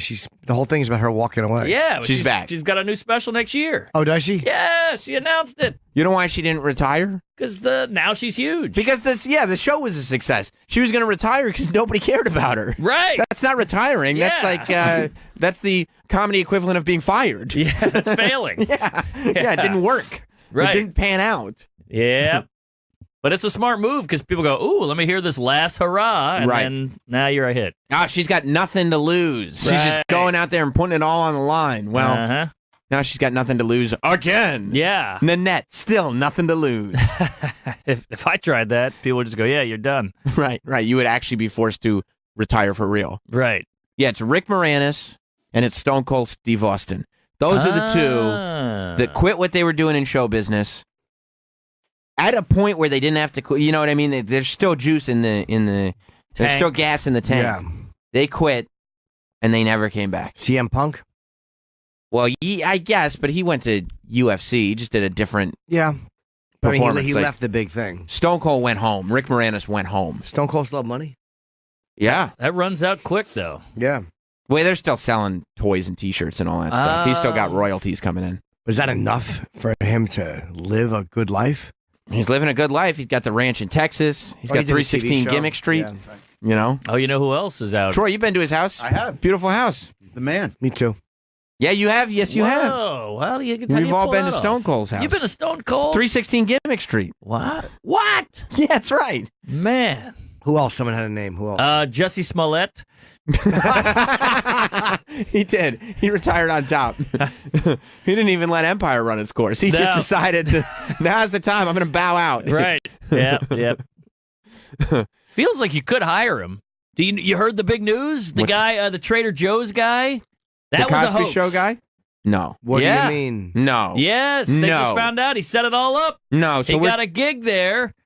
He knew somebody would see him. Oh, my God. Especially after, this is the guy who was on the Cosby Show. Yeah, that guy. That everybody decided they felt bad for Jeffrey Owens. Because he was made fun of for working at Trader Joe's. And he was actually it was the Golden Globes this year, right? When they went through what is an actor. I didn't see that. Sorry, Sam. Do you see that? I made it up. You did, right? Yeah. Oh, all right. But it could be true. That's where we're be. at now. We don't know what's what. It could be. They honored him at the Golden Globes. Did they really? When they were going around and they had everybody in the audience explain what being an actor is. He goes, being an actor is not giving up on your passion, and even if you have to fucking sell pirate booty or whatever he said. But he did give up. Then somebody gave him a handout. Right. I don't get it. Right. Well, he's saying that he worked at Trader Joe's, not because he couldn't get another job, but because the schedule was flexible enough that he could still go on auditions. He didn't have to give up acting and could still make money for his family. What was the message says if you're going to get syndicated, don't do it with a guy who raped a lot of women. And they're going to pull it off. Yeah, that's one. Cosby just recently retired. I don't think he'll be back. That's right. Yeah, he's done. Yeah, you're right. It's, I don't know. This one unfortunately does not hold water for me, Alex in Boston. Why not? Well, go ahead. What were you going to say? I don't want to spoil it. Jerry Seinfeld quit TV. He went out on top. Well, here's the thing. And he hasn't. He's got 8 shows and Jerry things on Seinfeld Netflix. he produced that horrible marriage show. Yeah. You know, Marriage Ref. Was that Marriage Ref? It was horrible. He produced the Marriage Ref. Literally, the only reason it was on television was because his name was attached to it. If it hadn't been Jerry Seinfeld's Marriage Ref, they never would have put it on. Tom Papa hosted. Tom Papa's a great host. It's not on Papa. But he did. Here's why.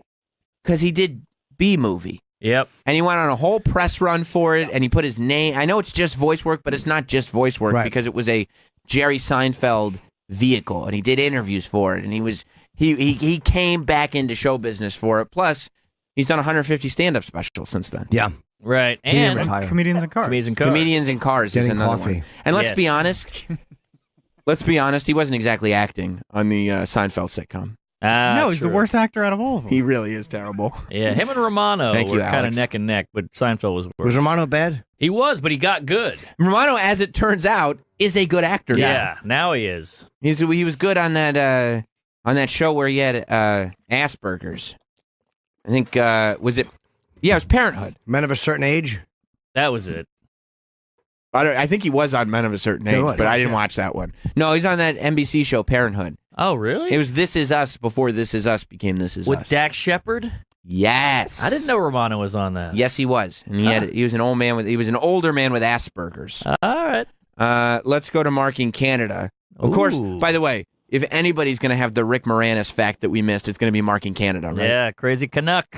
What's up, Mark? Morning, boys. I forgot to mention the great movie Strange Brew, Bob and Doug McKenzie. Strange Brew was another one. The Canadians love Strange Brew. Rick Moranis could have gone on for a long time. And he would have probably shifted more into dramatic roles and everything. I'm Yeah. a big Rick Moranis guy. Love Moranis. And he did. Well, let's go to, I don't know. What city was that in from Canada? The caller just now? Yeah. I don't know. Oh, it's a big place. Canada? Yeah. Yeah, but really, how many of us know all? If you weren't traveling to Canada for comedy, would you know all the cities? Well, I got a good idea. You got the Vancouver, and then which is like the L.A., and then you got the Montreal, Toronto, which is the New York, Boston. Yeah. So there's a big difference. There's a big Montreal and gap. Toronto are pretty different places from each other. Yeah, but they're east. What about Calgary, Alberta, Canada? Now that's the tundra. I see. Those are the weirdo drunk hick types. How about Newfoundland? Those guys are nuts. I've never gone there. That's their Hawaii, or Is that that's right? their Alaska. Oh, I see. It's very gross different. and ex-cons and fish. The weather's supposed to be pretty horrible. Too. Horrible. And they have their own lingo and their own accents. It's They gross. do. So they don't really socialize with the Newfoundland people. No. They're the outcasts. I see. Is that an island separate from Canada? Yeah, but it's part of it. It's like Alaska. Right. How far away is it? I don't know. We have Google. And the weather is real shit. It's Remember- all fishing and stuff. Remember when we all thought Alaska was way far away, but it was just because it was in a different part of the map? Oh, yeah. I do think it's way far away. No, we got Alaska's geography very, very wrong on this show previously. Capital of Alaska? You don't remember the whole thing? Juneau. Nice. Nailed it. Yeah, in high school, I won the National Capitals of Cities contest. Whoa. I'm the capital guy. Capitals of We cities. should have a capital off. Okay. Hit me with a state. Michigan. Lansing. Shit, you nailed it. New I was going York. to say Dearborn. Albany. Oh, you're the master. Whoa. All right. Kentucky. Paducah. No. Should be. You're out. Wow. Cadiz. Lexington. Is that right? Yes. All right. Good to have you Louisville. back, Shrimpy. All right. Mississippi. Tupelo. Jackson. I would go Tupelo. I think it's Jackson. Frankfort, Kentucky is the capital of Kentucky. Oh! Jim, you were wrong. Way off. By the way, you didn't know that either, Mark. I did not. No. That's why I asked him. Unfortunately, none of us knew. All right, well, we had a good run there. Tune in for the game show that'll run out quickly. You know, my manager would be great at this. He's really good at stuff like this. Oh, yeah? Capital, yeah, worthless. He was not good at getting me other specials. Gabe in Canada. Hey, boys, how's it going? Hi, Good. Gabe. Hey. I just had one that I thought I'd mention here. Garth Brooks. I'll tell you why no to Garth Brooks. Number Didn't he one, retire? he's still touring actively. He's doing stadium shows. Number two, the only reason he doesn't really he does put out new music, but he doesn't put out new music often because the new music sucks. He's already got all his hits. Yeah. You know, Yeah, no, retire you're right, was his Sam. alter ego. Right, Chris Gaines retired. He retired. Sorry. He was a guy that was on top of the music business for years, left on top, said, I'm out. I want to do something else. I think he went and played baseball or something. That's Michael and Jordan. then 20 years later, comes back.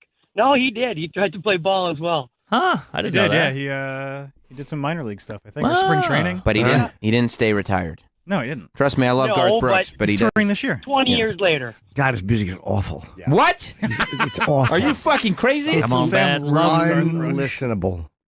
I mean, what do you want? Do you want to have something emotional and romantic? Do you want a fucking party? Do you want a good story? Something that Garth has it something all. romantic. Let's hear a romantic one by him. That fucking hayseed. Okay, how about Shameless by Garth Brooks? That's a good romantic song. Ah, you got me shameless. No. Oh, it's gonna be Shameless. fucking hideous. Shameless is about a man he's a very, very strong-willed course man. he is. But this He's a woman has bumpkin. made him so weak. Oh, this is like a real twangy love tune. This is country music. But you got to put on the pop hits. That's what made him, not this shit. I just want to hear what this. This is romance. This could be anybody. This is like a nice slow dance. Yeah, this is okay. This is See, okay. you like this? Yeah, it's okay. No, it's not. Imagine a prom This down doesn't south. bother me. This is so generic. Oh, I've heard this. Right. I've heard this many times. This is great. Yeah, it's okay. Now you want to. This is 91? Now you. Exactly. That's old. I didn't know it was that old. That's why it sounds like everything else. Ah. Everybody copied him. Interesting. Now you I'm want shameless. You want to have a party? Sings like Cher. You want something upbeat, Mark? Something Yeah. snappy? Something you can snap your fingers to? Give me the big How about hit. American honky tonk bar association. By the way, as sick as I am of fucking shit rappers talking about the party and their dumb cars and their fucking stupid money, I'm sick of country fucking idiots talking about honky tonk. It's all the same shit. They don't have their Bentley, they have their truck. Right. They don't have their bitch, they have their dog. Honky tonk. And metal talks about Satan. Yeah. Yeah. It's just a good honky tonk time. Every genre has their stuff. I'd hate to have a honky tonk time. Yeah. It's not like Ozzy's absolutely catalog is all that different from other metal It singers. certainly is. Honky Tonk Woman's great. Rolling Stones? That's a Well, great Stones honky are great.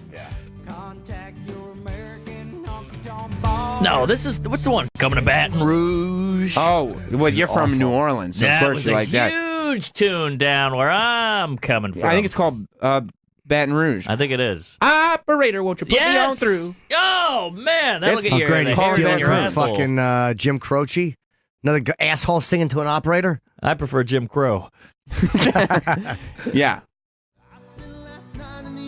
Oh, what a hit! This was huge down in my neck. Isn't this great? I'm a Troy on this. This sucks. No, this song's okay. Thank It's you. good shit. Jim, come on, man. This song's okay. It cooks. It's not amazing, but it's okay. Hey, here's a problem. It's Listen too to low. that fiddle. Yeah, I've had enough of the fiddle. You haven't even heard the hook yet.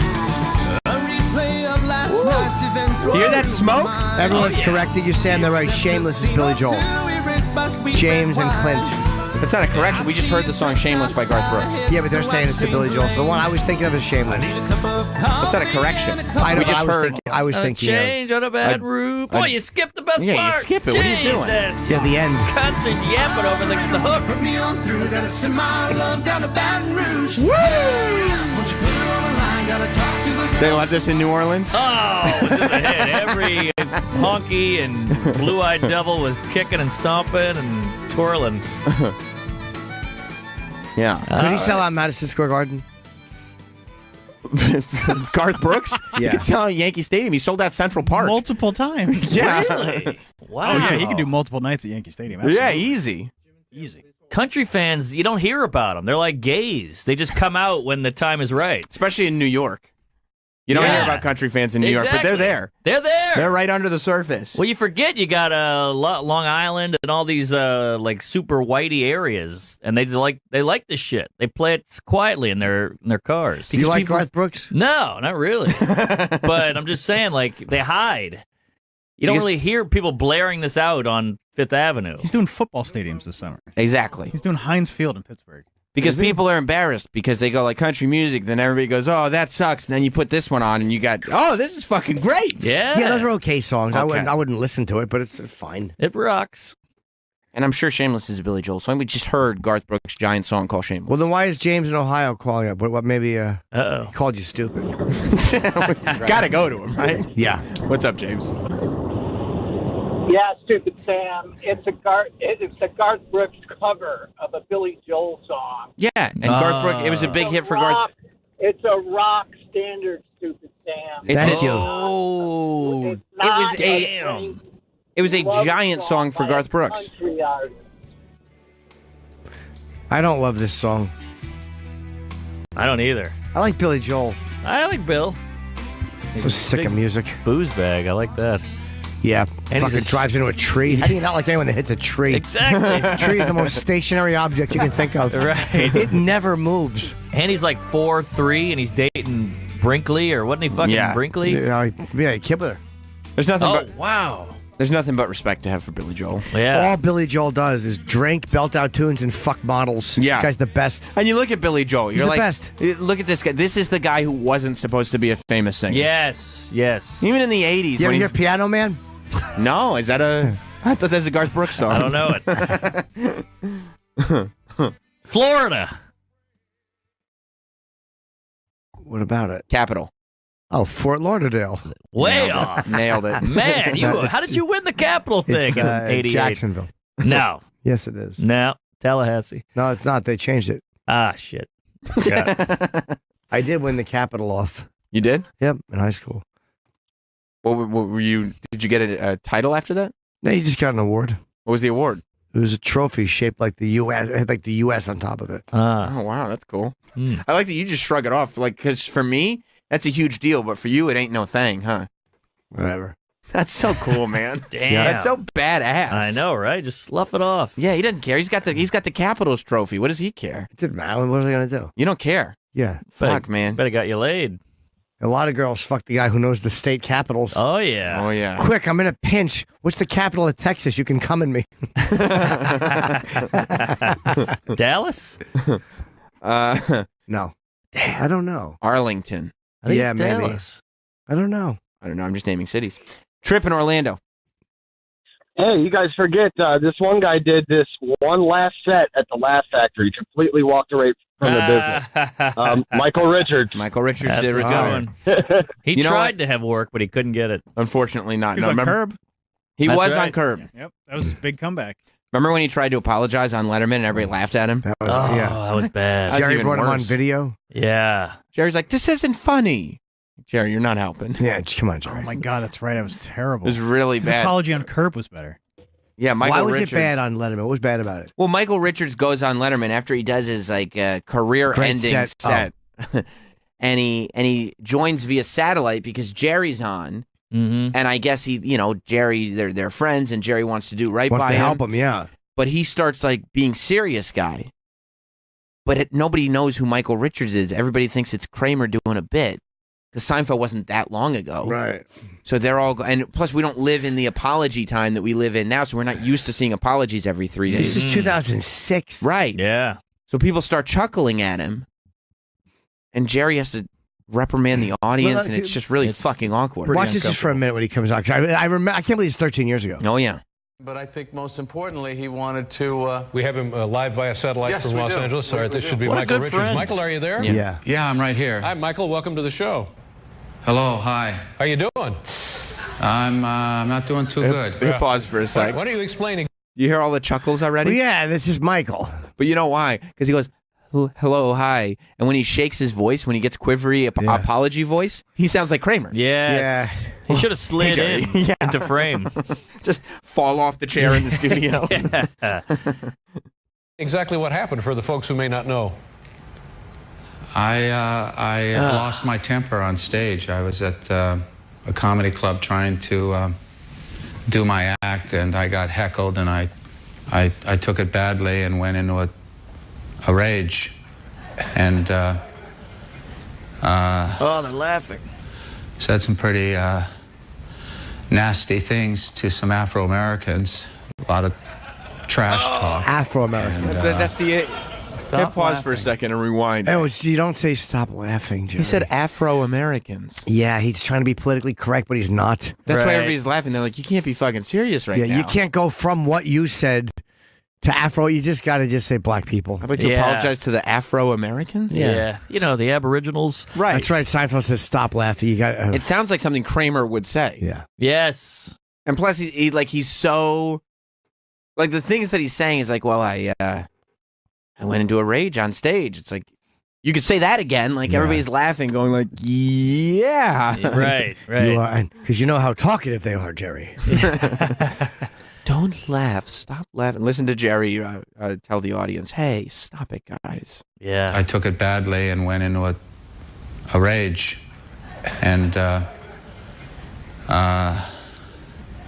said some pretty nasty things to some Afro-Americans. A lot of trash talk, and stop laughing. It's not funny.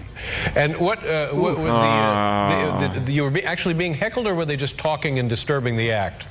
That was going on too. Uh-huh. It's a weird answer. And did you? I know. I mean, hearing your audience laugh, and it's. I'm not even sure that this is where I should be addressing the situation. I've already heard you make some jokes about it, and that's okay, But Jerry, at this point, Jerry and Michael both realized this was a horrible mistake. Of course, because he has no personality. No, he's got no personality. He's boring. He's on The Late Show. Right. It's a comedy show. He's next to Jerry Seinfeld. When Michael Richards is standing next to Jerry Seinfeld, are you ever going to see Michael Richards? Right. No, and he's sitting there being weird and awkward. Yeah, and he's got comic timing when he pauses. Like he's not even trying to be funny. He's just a funny character. Yeah. But And the audience doesn't know what to do. They're like, They "Should we don't know laugh?" what to do. Jerry says, "Don't laugh." He pauses, and Plus, he's not explaining anything. He's just waiting for questions. Right. Yeah. Like, go on and make a statement. Talk about Yeah. what you did. But he's going like, I was And if trash they laugh, talking let some them laugh. Afro-Americans. yeah. I said some really nasty shit. I handled a heckle wrong. I lost my temper. We've all lost our temper. I just did it worse and on stage. I'll tell you this: if he had gotten that reaction at the Laugh Factory, maybe he wouldn't have said all those nasty words. Right. Did you hear what Chappelle said about it? It's the best line about the whole thing. He goes, when I saw the Kramer thing, that's when I knew I was 80% comic and 20% black. Because my first thought was, that N-word's having a bad set. All right, let's go back to it.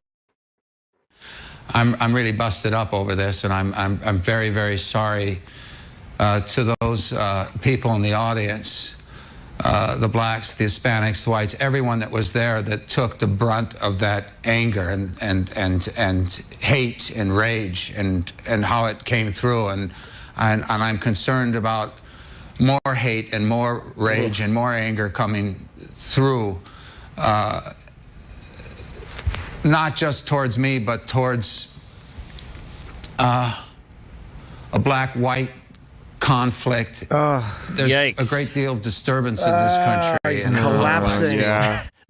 This is when this was new. This cancel culture was new to us. Yeah. And he doesn't know how to handle it. Now we have now it's like a job. Now there's a system, right? Yeah. There's a way you do it. There's a checklist. Some lady comes in, you got to say this, you got to say that, and then we don't have that yet. He's trying to wing it. However, we always say, why don't they just talk sincerely? And he is, and it stinks. That's true. Yeah, he didn't prepare anything. Right. No, have something at least kind of ready. I know. Jesus. Oh, come on. But he's not exactly the funnest guy. Like he's an artist and he's a brilliant comedic actor, but he's Right. not exactly articulate Right. as a dude. He's a weirdo. That's He his whole is. thing. I'm the weird guy. He is, and unfortunately, this was a weird guy way of handling this. Yeah, it So- feels so- like a confession video. It's so ominous and weird. I want to say this is when Seinfeld, when season 7 was coming out on DVD, if I remember correctly. Oh, and that's why he's doing press. And Jerry was promoting it. Interesting. What a weird promo. Well, yeah, this happened right before, so they were afraid it was going to hurt DVD sales. Aha. But they're also okay. So Jerry's promoting a Seinfeld DVD, and he's got Kramer with him, and he's telling the audience not to laugh. It's like, Yeah, let them laugh, or you can handle it and just make fun of yourself. That's the move. You don't scold them and go, "No, seriously, folks." yeah. I mean, as a comedian, Jerry knows why they're laughing. It's because Michael is not handling this Yeah. apology well at all. Yep. We can go back to it. About what happened in Katrina, and many of the Bringing up comics, Katrina. many performers are in Las Vegas and New Orleans trying to raise money for what happened there, and for this to happen, for me to be in a comedy club and flip out and say this crap, I'm deeply, deeply sorry. And there we go. I'll get to the force field of this hostility, why it's there, why the rage is in any of us, Here we go. why the trash takes place, whether or not it's between me and a couple of hecklers in the audience or between this country and another nation. Let me interrupt here for a second and ask a question about had the people doing the heckling or the people who were not paying attention, had they been white or Caucasian or any other race, what would have been the nature of your response then? It may have happened. I'm a performer. I push the envelope. I work in a very uncontrolled manner on stage. I do a lot of free association and spontaneous. I go into character. I don't know. To correct him, he shouldn't have said "I do a lot." He should have said "I did." Yeah, I a did. lot. That should have been past tense for him, because that was. Is he not working at all? That was about the end of that. Nothing. I didn't realize this was the same day that the video came out. What? Oh, this was the TMZ night. released the video, and then that night, Oh, wow. Jerry was on Jim's Right to promote season 7 of the DVD. Nailed and it. They That's a great they pull. got him on that night. Wow. Let's get ahead of this, Michael. Yeah. You know what? If we can nip this in the bud, I'll bet people will be done talking about it by the end of the week. That was in 2007 or Damn. 2006. Wow. So they, I didn't know it was the same night. You think you'd think that I third? didn't realize that. Well, Letterman tapes at like 5. So when did TMZ release the video? Because this must have been Probably so earlier. last minute. Yeah, I mean, it must have been. You're right. I mean, it was last minute enough that he couldn't get on a plane. He had to do it via satellite. That's right. Good point. It was posted at 10:30 a.m. West Coast time that day. So it's 1 o'clock, 1:30 in the afternoon. 4 hours. And then what? 4 hours later, they got him. So he probably figured, like, the one thing we know for sure, if we get you on Letterman tonight and you kind of apologize for it, right? People certainly will not be talking about this 13 years later. Jerry is a good Jerry is a good friend though to let him do that. What a great guy. Yeah. He's basically saying, hey, this guy said the N-word, but I'm still with him. Right. Now, by 2019 rules, would he be that good of a friend? Probably not. Maybe. Maybe I don't know. Jerry. He's got 250 million. He's Jerry. But he stood up for Roseanne. He did stand up for Roseanne. Jerry might be the exception. I think most people who would have been that in 2006, that good friend, might not be in 2019, but Jerry might be the exception. Jerry does not care about what other people think. Jerry really does not give a shit. He stepped in front of me in a step and repeat once. That's right. Clearly, he doesn't mind being rude. That's fine. I had a nice chat with him after. But here's the thing Maybe with it should have Jerry. been about manners. He did that show Talkin' Funny where everybody was saying the N-word, and he said, I will not say that word. And then that got scooped up like 10 years later. But he said he wouldn't say the word. He didn't say you're bad for saying it. Sure, sure. Because he doesn't curse. How did he get in trouble for that? He didn't. Louis did. And Chris Rock did. But he was laughing at them. Like he was enjoying the conversation. That's horrible. how I can't shameful. believe that. That's But horrible. now that's what you're being punished for, laughing at the wrong thing. That's horrible. God. That's I not know. I like this new culture. I think it's helpful. Sure. I'm behind it. It's gross. They're all bullies. These are bad people. No, they're not. They're trying to make sure that people are not triggered. I'm with them. That's Look, what they're doing. If it's painful and it's not funny and you laugh at it, it should be jail. Punch up. Only punch up. Don't But punch down. If it's punching up, aren't you implying that these people are below? Well, no, because No, of it's Mark. socioeconomic reasons. They've been oppressed and held down and mistreated. But it's so not are the that, Jews. That's not punching down. well, I don't know. Mark, I'm just saying. if this is what you want to do with your time, then you go ahead. But you feel I like you're... punch up, Mark. Yeah. So what does that mean?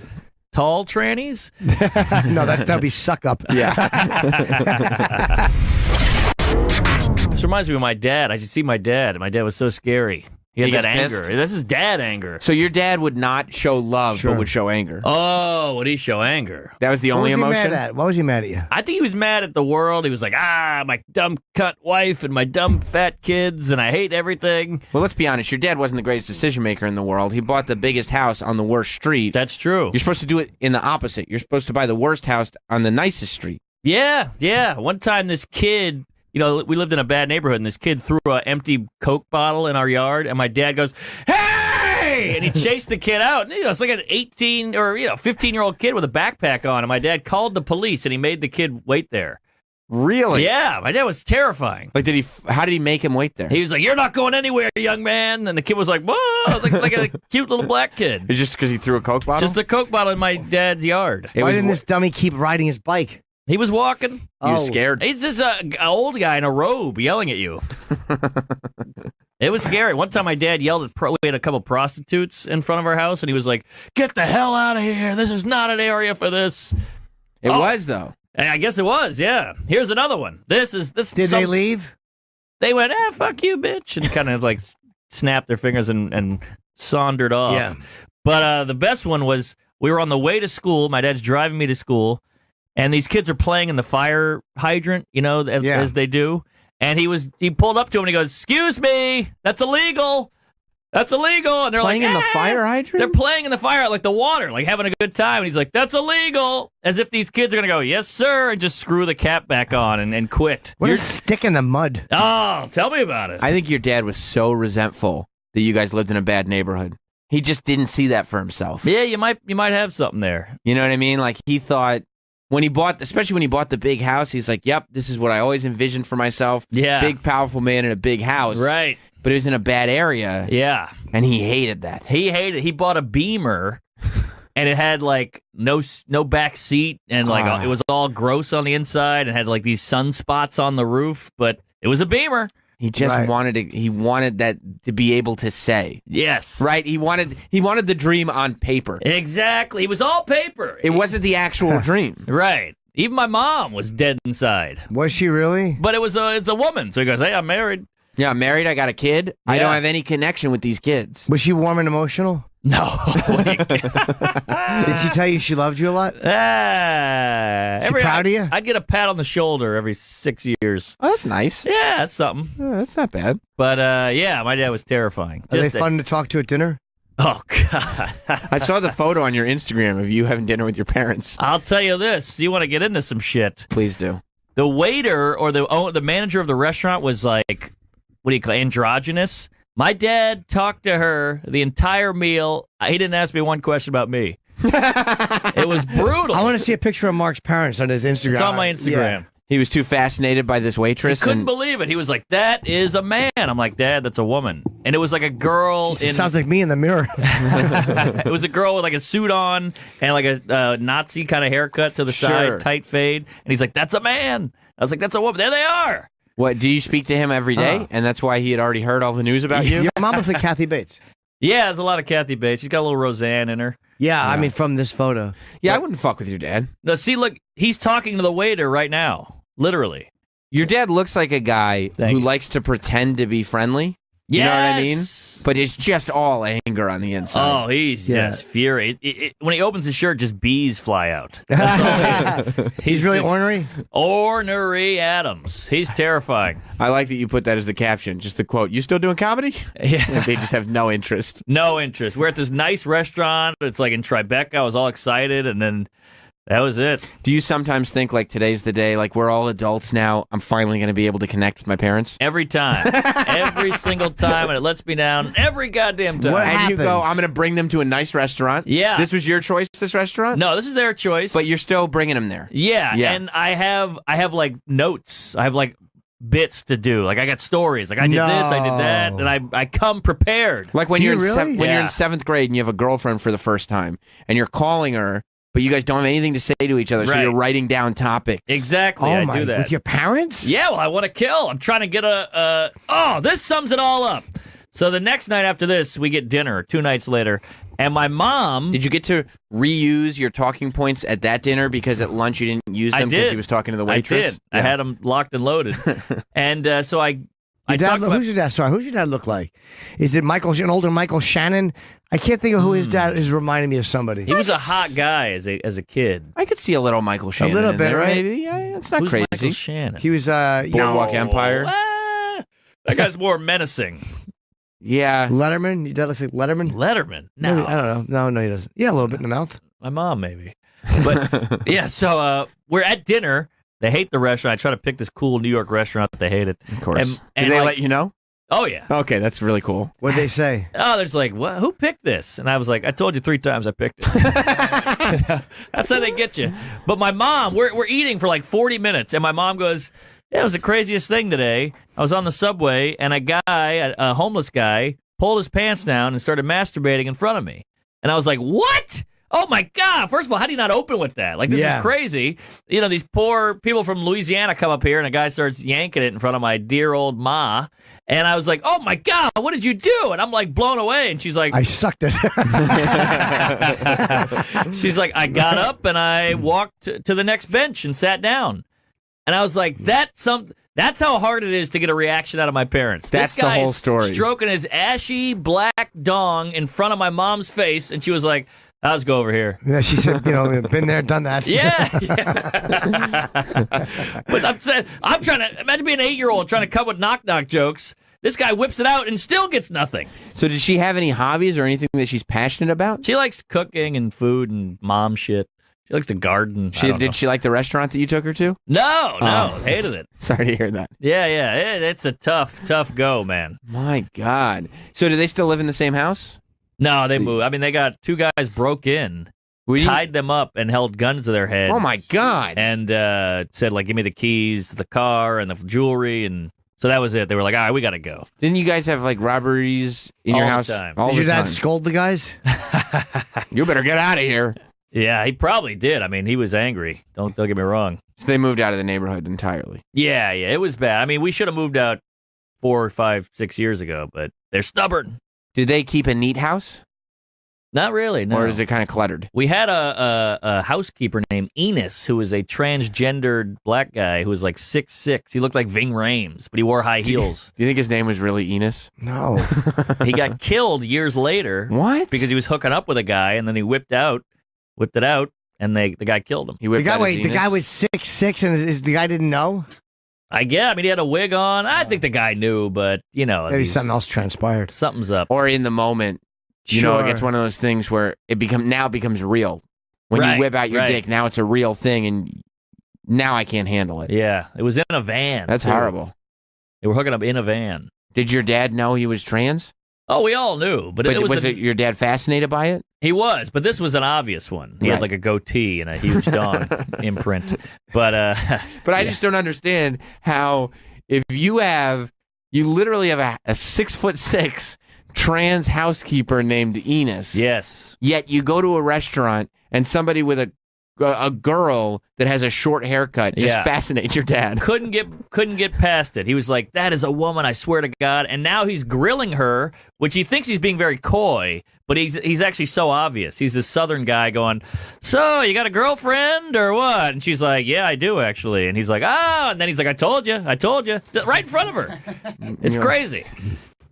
But she was just a lesbian, and we actually looked her up later. She was like an author. But you sitting there going like, "Dad, like we grew up with Enos." How does this whole world? How is this so unfamiliar to you? Because Enos, Dad. Enos was super obvious. These androgyes, they can really convince you now. I see. They like to confuse you. So that's what it was. Your dad is okay with trans if he can spot it immediately. Yeah, I guess. But when so. it's a mystery, that's when it becomes very fascinating. Yeah. Oh, I see. This woman turned out to be like an Olympic swimmer, and she was from Paris, and so he's like, "I speak a little French," and they were off and running, and I was just sitting there. Your dad was kicking game. Yeah, your dad was trying to have sex with her. Maybe. Or him.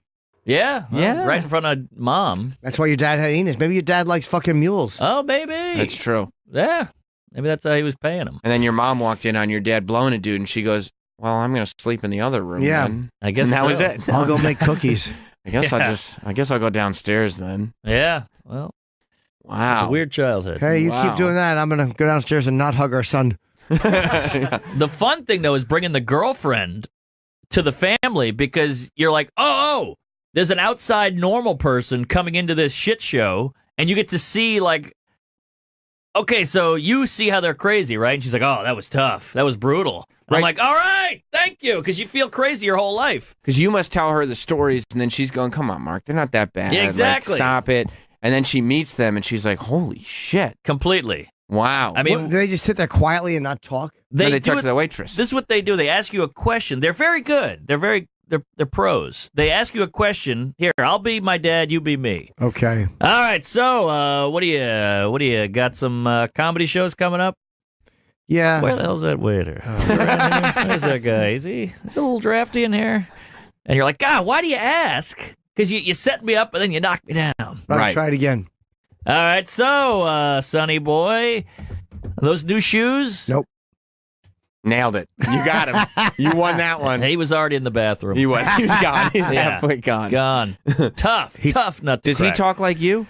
No. Like, does he have that weird dialect? No, he grew up poor in backwoods Louisiana and a whole thing. He had a rough childhood, so I let him slide, which my therapist hates. He's like, you gotta pry into him, you gotta dig into him. Don't let him slide. But what's your therapist want me to do? He wants me to like confront him and be like, Dad, you hurt my feelings when you do that, and and I can't do it. Why? Do that. Well, that would require talking to him and.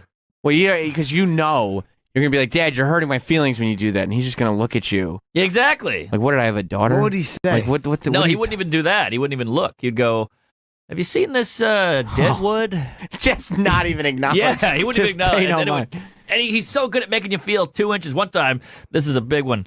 I was at like a family reunion or something. I was probably like 9 or 10, and I was holding court. I was killing with like my cousins and a couple uncles, killing as a 9-year-old. And my dad comes in and goes, "What are you doing, holding court?" Oh, ruined my life. It just called it out. He called it out. It literally pushed you into comedy because you just needed acceptance. Because that was the moment you realized completely. I'll never have acceptance here. No, I'm just talking. No, I'm just. But he totally ruined me. Like you know when somebody just calls you out on the thing you're Deflated doing, it, yes. totally deflated me, and I was killing too. And I remember he was like, "What are you holding court?" Nice. And Yeah. just walked away, and I was like, "Ah." But what he's saying Made is you feel like you feel like a little bit of an adult, and he makes you feel like a child again, like a completely, dick. completely. And he didn't even. I don't even think he was trying to hurt me. That's just how he is. But you feel like I got to think I'm about an asshole for sitting here thinking that I can entertain these people. Yeah. What's wrong with me? Yeah. And they're all like, "Yeah, he's right. Why are we listening to this little fuck?" Yeah, and it's so seeped in that I'll think of funny things around my parents, and I go, "Oh, what are you crazy? Don't even try it. They're going to stomp on that. They're going to ruin you." So it's deep in. It really got me. So doing comedy doesn't help. Like you going like, I know that I'm funny because audiences think I'm funny, because people like my podcast. They say I'm funny on that. I do radio shows. People are like, "Oh, Mark's so funny." You can't then go to dinner with your parents and be like, "No, I can be funny here," because if they don't think it's funny, they're wrong. No, I don't have that. You don't have that. Nah. Do you make them laugh a lot? No, not at all. Jim, were you not listening? I can't get a chuckle. And they'll be like, "Have you seen 4 Weddings and a Funeral? It's so funny." And I'm like, yeah, but how about this joke? And they don't care. No, they like Mike Myers. Yeah. My parents will, this is where my therapist comes in. They'll send me a stack of like magazines and newspapers, and they'll underline comedy stuff. Like, did you hear Kathy Griffin's going to the Palladium or whatever? And I'm like, I'm sifting through papers, and then I find the one underlined thing, and it says Kathy Griffin's going to this show. That's it. That's their idea of connecting. It's other comedians doing successful things. Yes, but because it's comedy related, I must care. So what does your therapist say? He's like, that's crazy. That's how they show, because in their mind they go, "Look how we're great parents. Look at this. Yeah. We're connected with our son. He likes comedy. There's one sentence about comedy in this entire magazine. We'll send it to We're him. thinking of you. We're thinking of you." They don't send you the articles online? They're getting into that. But Yeah, that's tell a them to little learn how to high-tech. fucking highlight a PDF. Yeah, well, that's next level shit. But that's where we're at. Wow. It's fun. It's a good time. Sounds fun. That's why I come here, because this is real family. This is it. We're your family. Man. Yeah. We love you very much. Speaking of, I just did the Patrice benefit. How was that? Everybody was asking about you. Well, we were in Florida. Yeah, we were in Tampa. We won't say what we were doing. We were filming a show in a bar that needed help. Yeah. What? Yeah. Bar rescue? We can't say. I'm not going to say that, Mark. That's kind of a reach. But So a bar business needed help, so you went down and made some money for them. no, we were helping figure out what's wrong with them. Yeah, we were helping the person who hosts the show that regularly helps bars. Bars are in trouble. When bars are in trouble. Tapper?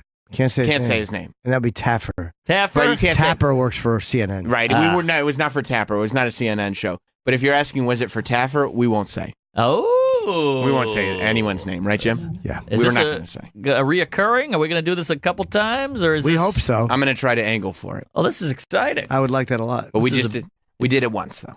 All right. And did it well. And it went well? I hope Yeah. so. How did our pal Brendan Burns do at the Patrice benefit this year?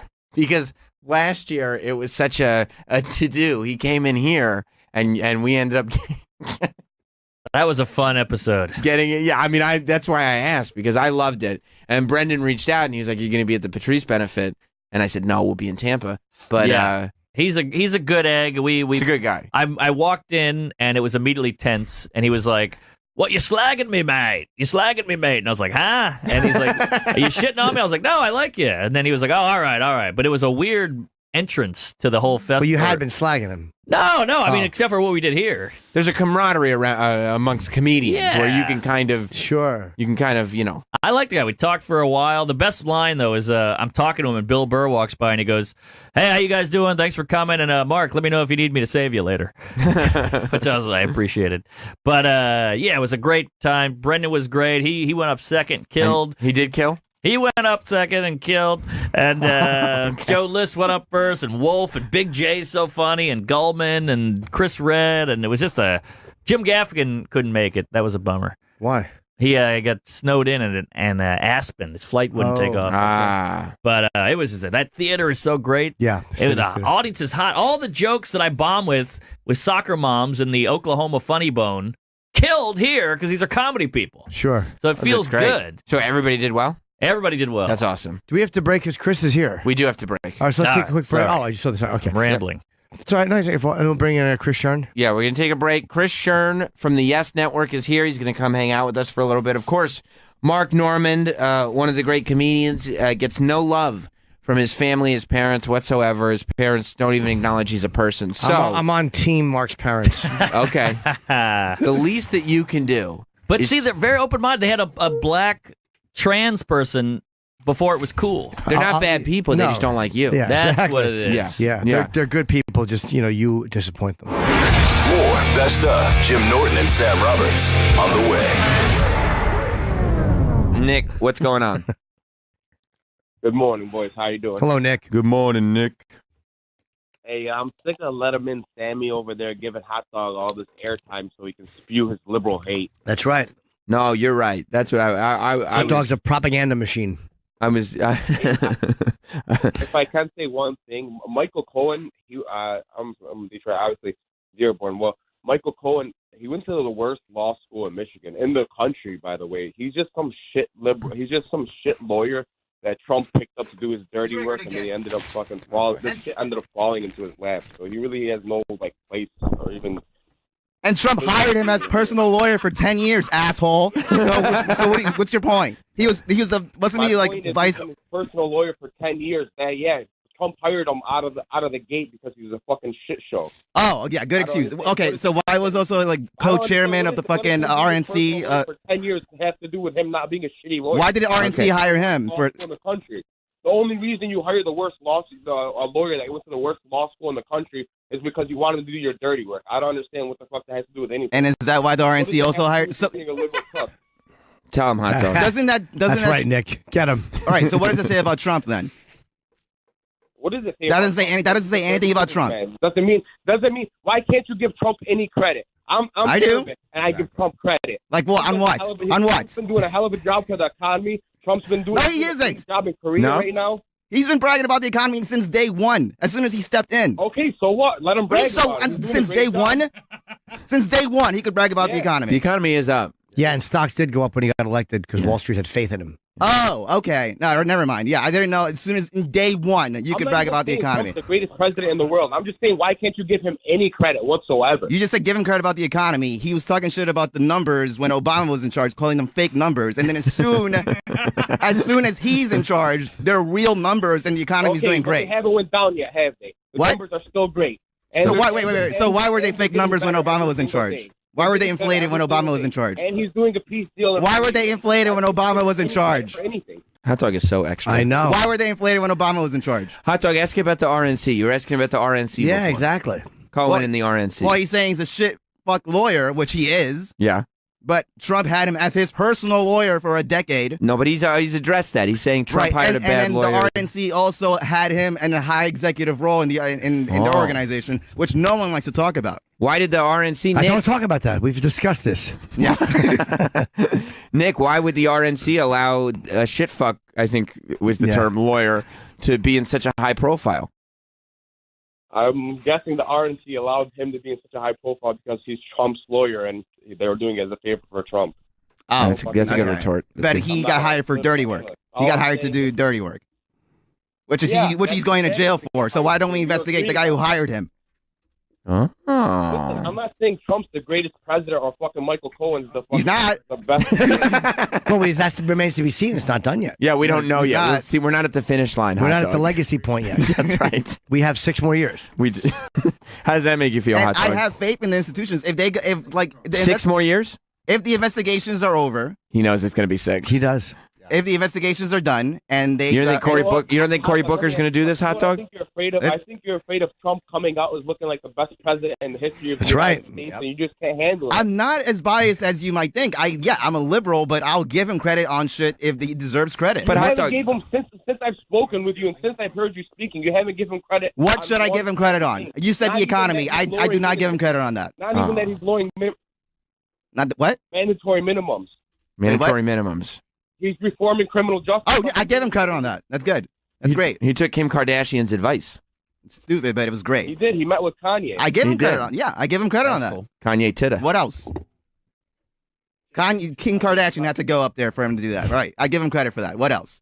The economy is not. He's not getting credit for that. But do you think that hot dog? Why is he not getting credit for it? He hasn't ruined the economy. Even if, and I agree. I voted for Obama because I wanted to see a black man in office. Whatever. That's racist. That's racist. Absolutely. That's exactly why I didn't vote for him. Good for you, Jim. It's not racist at all. Why would it be racist? I wanted to see a black man do good. When people were voting for Obama just because he was black, I did not like that. I did not appreciate that. But to be fair, hot dog's Dominican. Who did you vote for? Not only are you liberal cuck, but you're racist. That's right. Not a liberal cuck. Shut You find that to be true? I think that's true. Yes, Okay. on both counts. Yeah. Thank you, Nick. I appreciate your input because Also, the numbers are worse now than when Obama was exiting. What numbers? The job numbers. Not for African Americans. That's right. Oh, he loves repeating that line. That's what I heard. He said true. it. He said it. Look at my African American over there. He did say that too. He did. Remember sure when he said did. that? Look at my African American over there. That's right. I like that. A man of the people. Chris in Maryland. And you can't say he's not a racist. The one thing you need to know for him to be a racist was he was leading the whole fucking birther movement. Birther. I can't say that. I don't think. Well, didn't Hillary start that? She did fan the flames on that. So I don't believe that's racism. It's just a shitty political tactic. It is racist. No, it is racist. Unless you think Hillary Clinton's a little racist too? Just because Hillary said that doesn't mean she's wrong too. No, it's racist. but I don't think. I think ankles. anything you do to try to discredit your opponent, and they all do it, is just shitty. They accuse each other of everything. And Obama's a good guy. He was kind of a newer. There's not a whole lot of stuff that you can attack him on. He's a good family man. Like, what do you? So they let's go low, attack he him. goes high. Let's attack him for being the first black president by saying he wasn't born here. He was born in Africa. Well, there were questions raised about it, so he just ran with it. Even though we all raised by kind who? Right, by Roger Stone and Trump, and no, by Hillary Clinton. She wasn't the first one to raise it. No, but she did. But raise she it. did take it to her advantage. She used it for her advantage. All right, so and she's wrong. So she's a racist.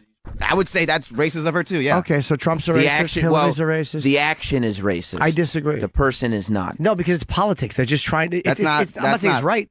It's not politics. That's using like race to bait people and to get votes out of racist people, and that's not. People use race to bait people for everything they want. People use everything. And You're acting like politicians have this higher moral authority. They don't.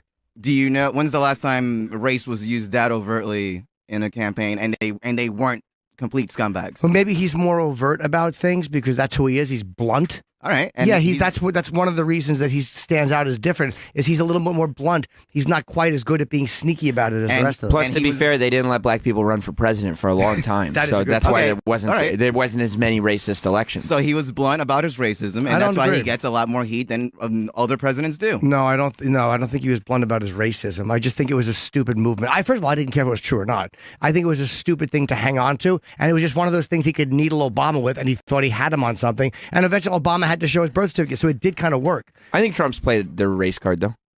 They all do. I mean, come on, they all play whatever card. Saying he sent investigators to Hawaii, and you won't believe what we found out down there. And that went on for years. Trump went out of his way not to insult anybody who was racist that liked him while he was running. He didn't fine people on both sides. He didn't handle that well. Yeah, he wouldn't put down. Handle that well was saying it lightly. No, he didn't handle it well. It was a thing he should have handled different, and he didn't handle it there well. There were Nazis marching, and one person Khaki died. Nazis. Yeah, I mean, come on. Tiki torch. And there's one maniac. There were literally two sides of it. There were liberal cucks on one side, and there were Nazis on the other side. I know, but is anybody Hot coming dogs and out? Nazis. You're right. That was a bad thing.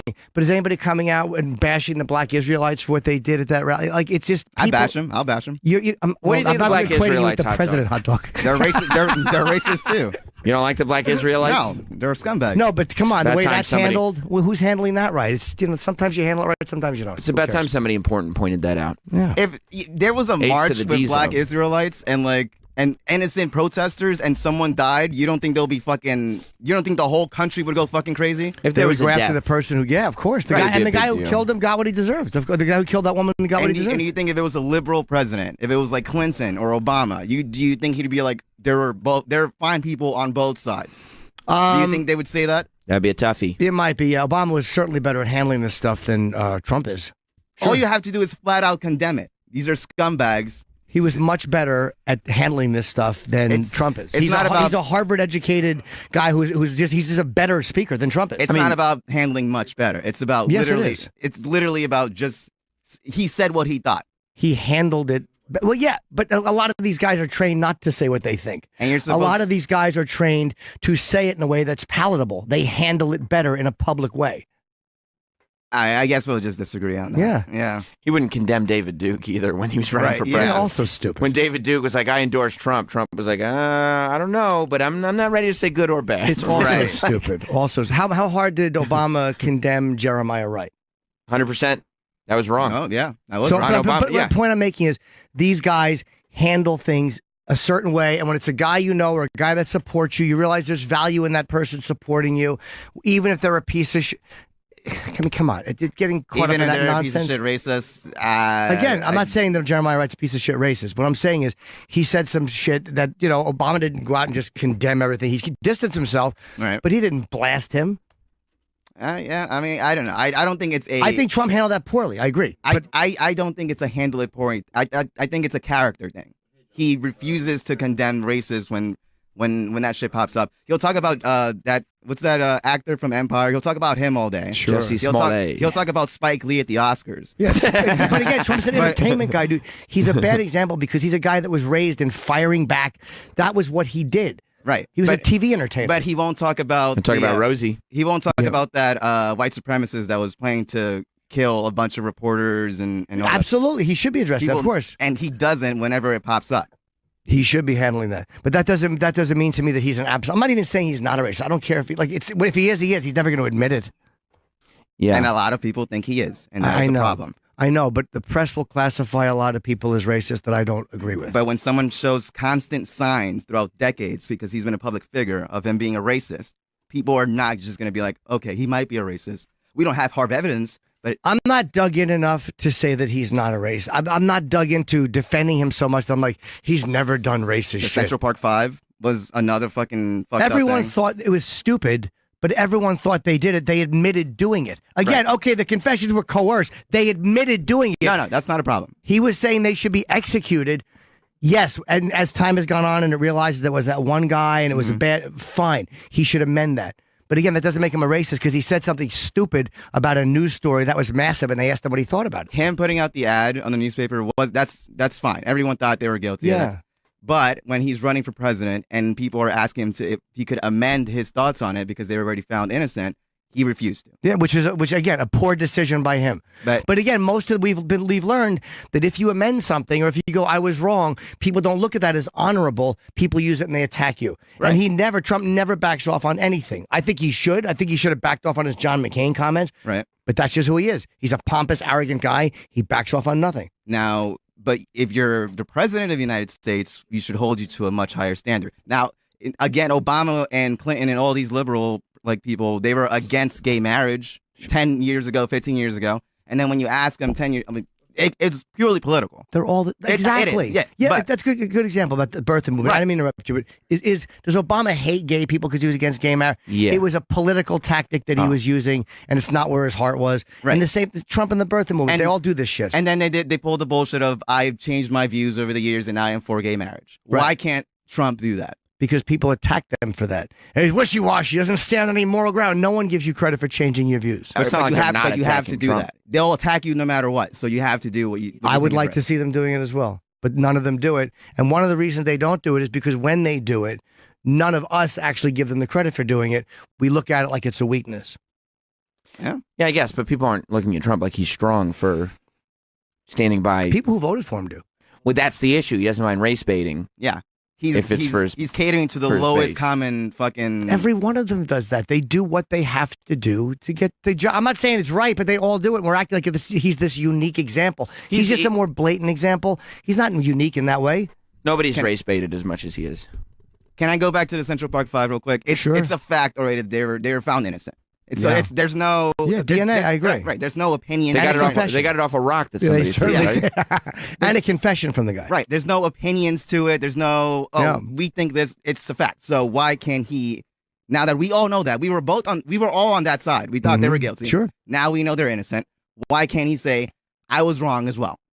Why can't any of them? I agree. He should say that. But none of them come out and go, I was wrong about that particular. They just don't do it. I wish they would. I wish all of them, you talk about hold them to a higher standard. I agree with you. I wish all of them would do that and show us a great example. None of them do it. Chris in Maryland actually clarifies a lot of this, I think, with his point. What's up, Chris? Hey, guys. Yeah, so the more I listen to Hot Dog talk, the more I realize why every woman he's in love with is fucking another dude. He's definitely a beta man. Oh. He's actually making me miss Shitloaf a little bit. I'll be honest. That's the more he talks. Why? Hot Dog's all fired up. I am a beta, yes. I don't know. That has no correlation. I mean, I don't understand what that... It's unrelated, right? Anthony Weiner was an alpha. He's a liberal too. Right? So you're saying you're saying that anything. You're saying like I may be a beta male, but at least I'm not like a pedophile. This has been the best of Jim Norton and Sam Roberts. Listen every morning live starting at 7 a.m. Eastern